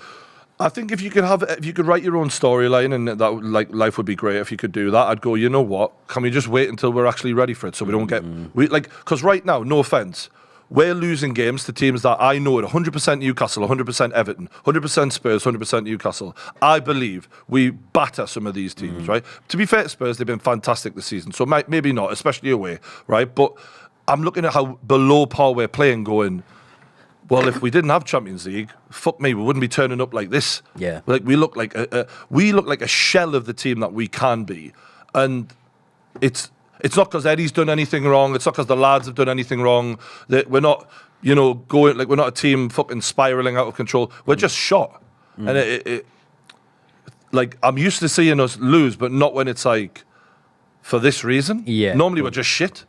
Yeah, I think it would be hard being a Newcastle fan to sit and watch this, and I think that's why sometimes the best or most accurate perspective can sometimes be for those who don't have a horse in a race. And I look at it and I'm like, right, okay, this was always going to happen. There's no bad management here for the most part. There's no players you're really looking at and going, right, you're not pulling your socks up. It's just a result of the situation you're in. But then at the same time as that, if you then go, yeah, but let's just make some bullet points of the standout moments of the season. You've beat Arsenal. You've beat PSG. You've beat Man United. Like, you have performed so well in those individual matches this season that when all's said and done, if you were to finish, and let's remember... go on, Skippy. Get on it. Oh, you... Skip never scores. Yeah. Fifth will still get you Champions League football this season. So let's remember that. If you were to finish fifth, and then you were to performed in games like this the way you have, but you were to have those memories, you'd still be a very happy man come the end of the season. I understand your point. I didn't predict us to finish top four for this reason, but like I knew there'd be a drop off. I just didn't expect 13 injuries and us getting pumped 4-0. Like, we never lose like this under Eddie Howe. We've never lost like this under Eddie Howe. Like, only this season have we seen a few of these performances where I'm like, oh my God, isn't the same. The footwork from Son there was ridiculous. Absolutely ridiculous. He hits it just wide the left-hand post. You know he's 32. I don't get how he's doing it. I want to know his secret. I really do. To be fair, is it a safe? Playing once a week. Yeah, like that's true. He's probably resting his legs. He's true. He's fucking like. If you look at a lot of the players, and this is one of the things like where I'm thinking of Trippier is like you're playing international football, Champions League football. Like I remember when Shearer retired from international football, it extended his playing career. And sometimes I think people have to think about like what is your priority. Like Callum Wilson, for example. Do you know what I mean? All them injuries, it's fucking horrible, man. Yeah, like this Miley's class. I like Brian He's Hill so as well. good. He's so good. Special him. Kobe Manu at United looks good as well, to be fair. I'll tell you what, Miley has this ability to, when he receives the ball, he knows where everyone is around him. And it's this like little 3D brain thing he's got going on. Brian Hill. Such a good touch on him. Such a good cross. He's a complete player. I'm just not sure, like, what his growth cycle is going to look like. You know, some people peak early, some of them just never stop getting better. I don't know how good he's going to be, but he looks unbelievable for 17. Like, well, the coaching staff really rate him, don't they? They believe in him quite highly, don't they? Yeah, I mean, if in terms of young kids Newcastle have produced, he's the best I've seen in my life by a mile. But then what we're comparing him to, Andy Carroll. Like, I don't know. You know what I mean? He's playing the Championship at the moment, isn't he? I think he's in the Andy Carroll. French League or something. He was at Reading. Yeah. French League 1 or something. Yeah. I can't remember where he is. Yeah. He was prolific for about 6 months, Andy Carroll. Mate, we cashed in. We absolutely milked that, didn't we? 35 million. He went with Luis Suarez in the same summer, and everyone was like, don't know who Suarez is, but Andy Carroll's the real deal. Yeah. He was the more expensive one out of the two of them as well. Well, he had moments. He had flashes. There was that game against City he played for us. If he had the discipline, he openly said that we didn't want to leave Newcastle. He'd no interest. Yeah, Mike Ashley basically forced him out the door for the cash. Yeah. He plays for Amiens in League 2. He's started 13 games. He's got 2 goals this season. Mate, banging them in. League 34. League 2. You know what? I'd love to. League 2. I wouldn't mind interviewing Andy Carroll just to know what the fuck it was like back in the day with Kevin Nolan and all the piss-ups. And, falling off bar stools, getting injured. I can't believe that championship season, you had a good little team. Oh, Joe Linton. There we go. Oh, consolation goal. Joe Linton smacks it in. How are you feeling, Brian? It's on. It's on, mate. Yeah. The comeback. No, someone said next goal wins. To be fair. Yeah. to be honest, at least the travelling fans got something because I hate this feeling. Newcastle, the trains from Newcastle were down. So most of the fans who got there must have had to sit on a bus for 5 hours minimum. So yeah, they deserved at least a goal. I hate this feeling, man. You know when you've won and it was a great performance and it just puts that little damp on it. We should have had a clean sheet. I mean, very good assist. To say we've scored at our absolute worst performance of the season, at least there's that. It was a gift, though. I mean, that wasn't a gift. Højbjerg. You had to fucking hit it from outside the box. Højbjerg's lost it in his own third. Yeah. He's acted well with the assist because what he did is he looked towards goal as if he was going to take a shot, which would have stopped the keeper from stepping over towards. Because actually, it's not like he put that in the corner. That was quite central, to be honest. But because was it Wilson? Yeah, Wilson dropped the shoulder there. Yeah. I've got a question based on someone in the chat saying that Trent is better than Trippier. Craig, would you suggest that you'd rather have Trent at right back for England? I couldn't give a fuck who plays right back for England. Honestly. Would you be saying that Trent should be there, though, based on how well he's been performing this season? Is he playing right back every week, though? He's not really. That's the no, point, he's not isn't it? really. He's like showing up there at the start and then he's very quickly drifting infield. Yeah. Look, it depends what Southgate wants from a system. If you want to create something, I'd play Trent. If you want somebody to put in set pieces and defend, Trippier. I'm not saying Trent can't defend. Of course he can. But I think Trent's at a point now where Southgate has to find somewhere to put him in that team. You can't ignore Trent. Where would that be? Where would that be? I'm interested to see what you think about this because If surely you're he's been playing Southgate, well in midfield. and it is in your interest for England to do well, where are you putting Trent? That's a good question. It is a good because England are blessed with talent. This English team is if we don't win something with bloody Bellingham and co, it'd be like crime, wouldn't it? Yeah. Fuck me. Where do you have him? You're probably going to have to try him in midfield. I don't think he'll trust him at right back. So you start a traditional right back there, whether it be Walker, Trippier, Reece James, someone like that, and then you stick Trent in alongside Rice, or is he? He'd be more of an 8, wouldn't he, for England? It depends what he wants. Like it depends who you're playing. Because Trent has the ability to quarterback. He does have the ability to just spray passes from deep as well. But it depends how. And like we've seen Jurgen Klopp in the last game when we were pushing, he brought on a change. He pushed Trent right behind the attackers, and then he got his goal from it. I just don't think Southgate really deep down wants to play Trent. I just don't. I think he feels a bit of pressure now because Trent's having this breakout couple of years and he's been absolutely phenomenal at Liverpool. Callum Wilson looks like he's through one goal. Oh, he's held on well to it. He's going to get the shot off. I mean, I'm more interested to know what you guys think as non-Liverpool fans. Obviously, I'm going to stick up for Trent. I'd want Trent in the team. Like, if it was as simple as, do you want Trent in the team? Yeah. And then you go, where? And I go, I don't know. You know what I mean? Because I don't think I'd want him at right back. I think I would want a Trippier or a Kyle Walker there instead of him. Yeah. So then when I look at it and I go, okay, where, if we're putting him in the midfield, what is he? Because we know, like, under Southgate, pretty much no one's going to have a free role. And if a midfielder is going to have a free role, no matter how well Trent's doing, you give it to Bellingham. Oh, yeah, of course. I'd have him in there over Henderson and over Phillips completely. But I don't think Trent really fits a role so much. And I think that with Bellingham, you're going to have him as a bit more of a free role attacking midfielder. I don't know whether Trent does enough of what Southgate's going to want to have him in there. Do you not think the best way of doing it is just having Rice as the DM and then playing a 4-3-3, have Bellingham and Trent on either side? They're the ones that are free aids. They can bomb up and down. They play in a similar way. I mean, what a midfield trio you're talking about there, by the way. That would be the way to do it. Spurs have won 4-1.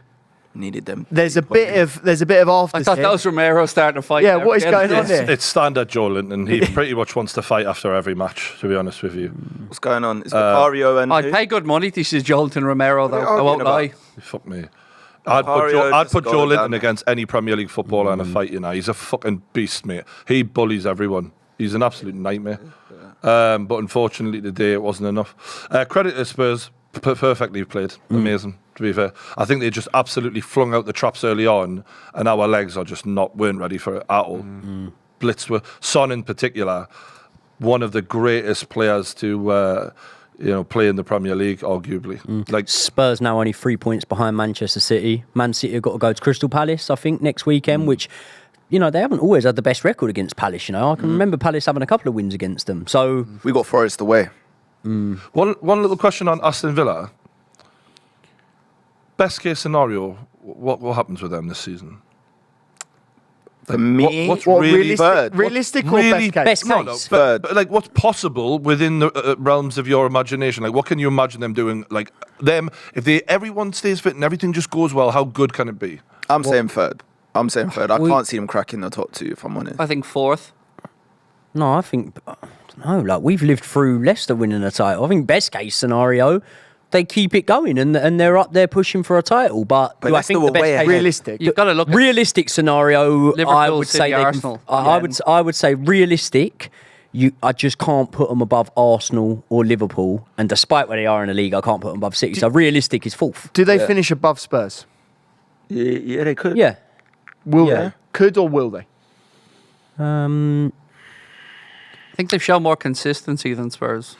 Yeah, you're always banking on the Thursday nights hindering people. But actually, when you look at teams that have played in Europa League a lot of the time, that's our first thing we jump to is we go, the Thursday night football.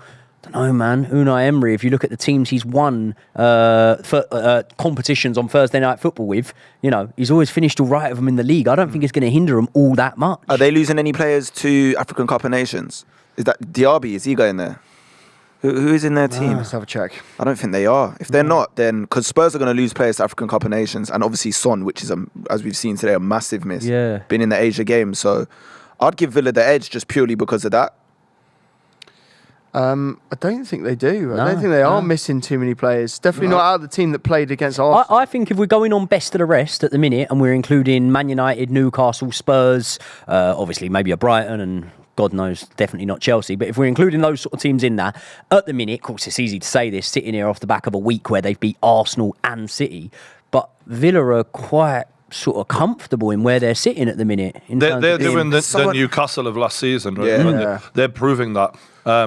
In terms of Arsenal and Liverpool, do we think that Arsenal being in the Champions League and Liverpool being in the Europa League is an advantage to Liverpool in the sense of, like I've said from a Newcastle perspective, we're being tested to a high extent in the Champions League, whereas obviously in the Europa League, maybe Liverpool, 90 minutes is 90 minutes, but you're not going life and death. And at some point, Arsenal will be going life and death a lot sooner than Liverpool will. You'd think. I don't know if I think it evens itself out. Could you argue that it's actually beneficial to be in the Champions League because the Europa League is Thursday night? It's tough games. You got to a lot of the time longer travelling. Yeah, exactly. You're playing second as well if you're in the Europa League. You're playing the Sunday 2:00 slot a lot, whereas Arsenal might get to play their Saturdays, and you want to put the points on the board, so you want to be playing first. The point I was making is that the level of competition in the Champions League requires more demands from the physicality of it. So maybe Liverpool might have an advantage. I think it evens itself out. I think that you're right, but then there's certain things that will go in Liverpool's favour, and I think that also the fact that,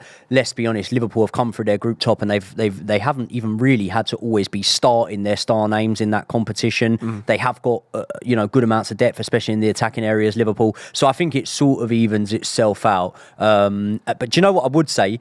If you're going on the level of competition, the more likely chance of either team going deep in their respective competitions is obviously Liverpool. Liverpool have got a more likely chance of getting to the final of the Europa than Arsenal have of getting to the final of the Champions League. I tell you what, I wouldn't be surprised if Arsenal did go far in the Champions League. I mean, obviously, it's in Wembley, right? The final? I think so. Yeah. Obviously, Arsenal are a good team, but it's the style of football they play. It's very controlling. It's very hard to... it's just difficult to beat those motherfuckers. You've got to be perfect. Yeah. Like Newcastle were in that one game in Villa. And even still, you might not do it. So, I think they'll go pretty far. If we had to choose, just going around the table now to vote, obviously I know where Craig's vote is going to go. Out of Arsenal and Liverpool, who is the bigger threat to Man City? Start with you, Joey. I say Liverpool. Liverpool? I say Liverpool for the reason Joey said earlier on, that muscle memory. You've been there, done it, got the T-shirt. And against City as well. Craig? I want to say Liverpool. And because I think Jurgen Klopp's the better manager than Arteta. But I just think Arsenal are just so hard to beat, man. They just look so hard. You've only lost one game, right? How many games you lost? We lost to you, that's it. One game, yeah. I'm going to go Arsenal. Reluctantly. How big is this game, by the way, coming up this month? You got them 3 times in a month. Yeah, we've 2 in the league and in the cup. Yeah, we've got the cup sandwich in the middle, yeah. What are you saying, Josh? I just think Liverpool got that staying power. They've been in title challenges before, and I know Arsenal have as well, but I just think they'll be better in the title challenge. And so I really do back Liverpool. I think they'll be right up there, and I think it might be Liverpool's year. Fuck me. I'm going to say, you know what? If Jurgen Klopp was manager of Arsenal, I'd be all in on Arsenal. Not even a manager of Arsenal, just if Jurgen Klopp had Rice. Yeah, something just like that. Yeah, literally like that. For me, I believe in Klopp as much as I don't like him as much as I used to. Remember Salah leaving though? Yeah, for a month. And that's 3 a really handy games though. Huh? They're not difficult games. No, you've got Chelsea in that time, and you've got Liverpool in that time. Arsenal in that time. 13th of January, the African Cup of Nations starts. So if they make it Egypt to the final. Arsenal games, is it not January the 3rd?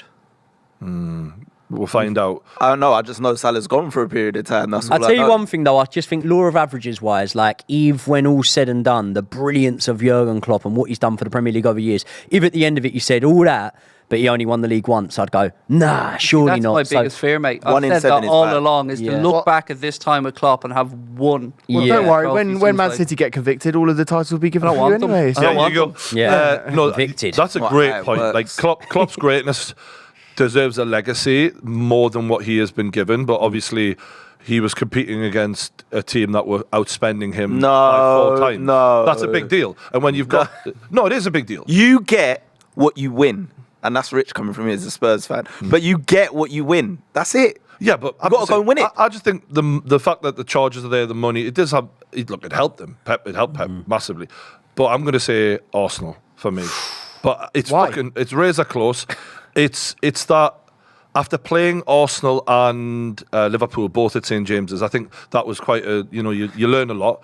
And against Liverpool, up until 89 minutes, I thought it was quite a comfortable game for us. And obviously things changed. Newcastle are now in a bad bit of form, whatever.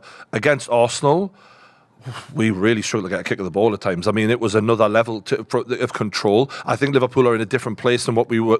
Now they're evolving and they're getting used to those players bedding in, and it was a different version. But it left an impression on me of fuck me, like we beat you, but fuck me. We are usually a second half of the season team, though. We do come strong. In the and the irony is we lost against Liverpool and we beat Arsenal. I'm still sitting here saying Arsenal, but yeah, that's my pick.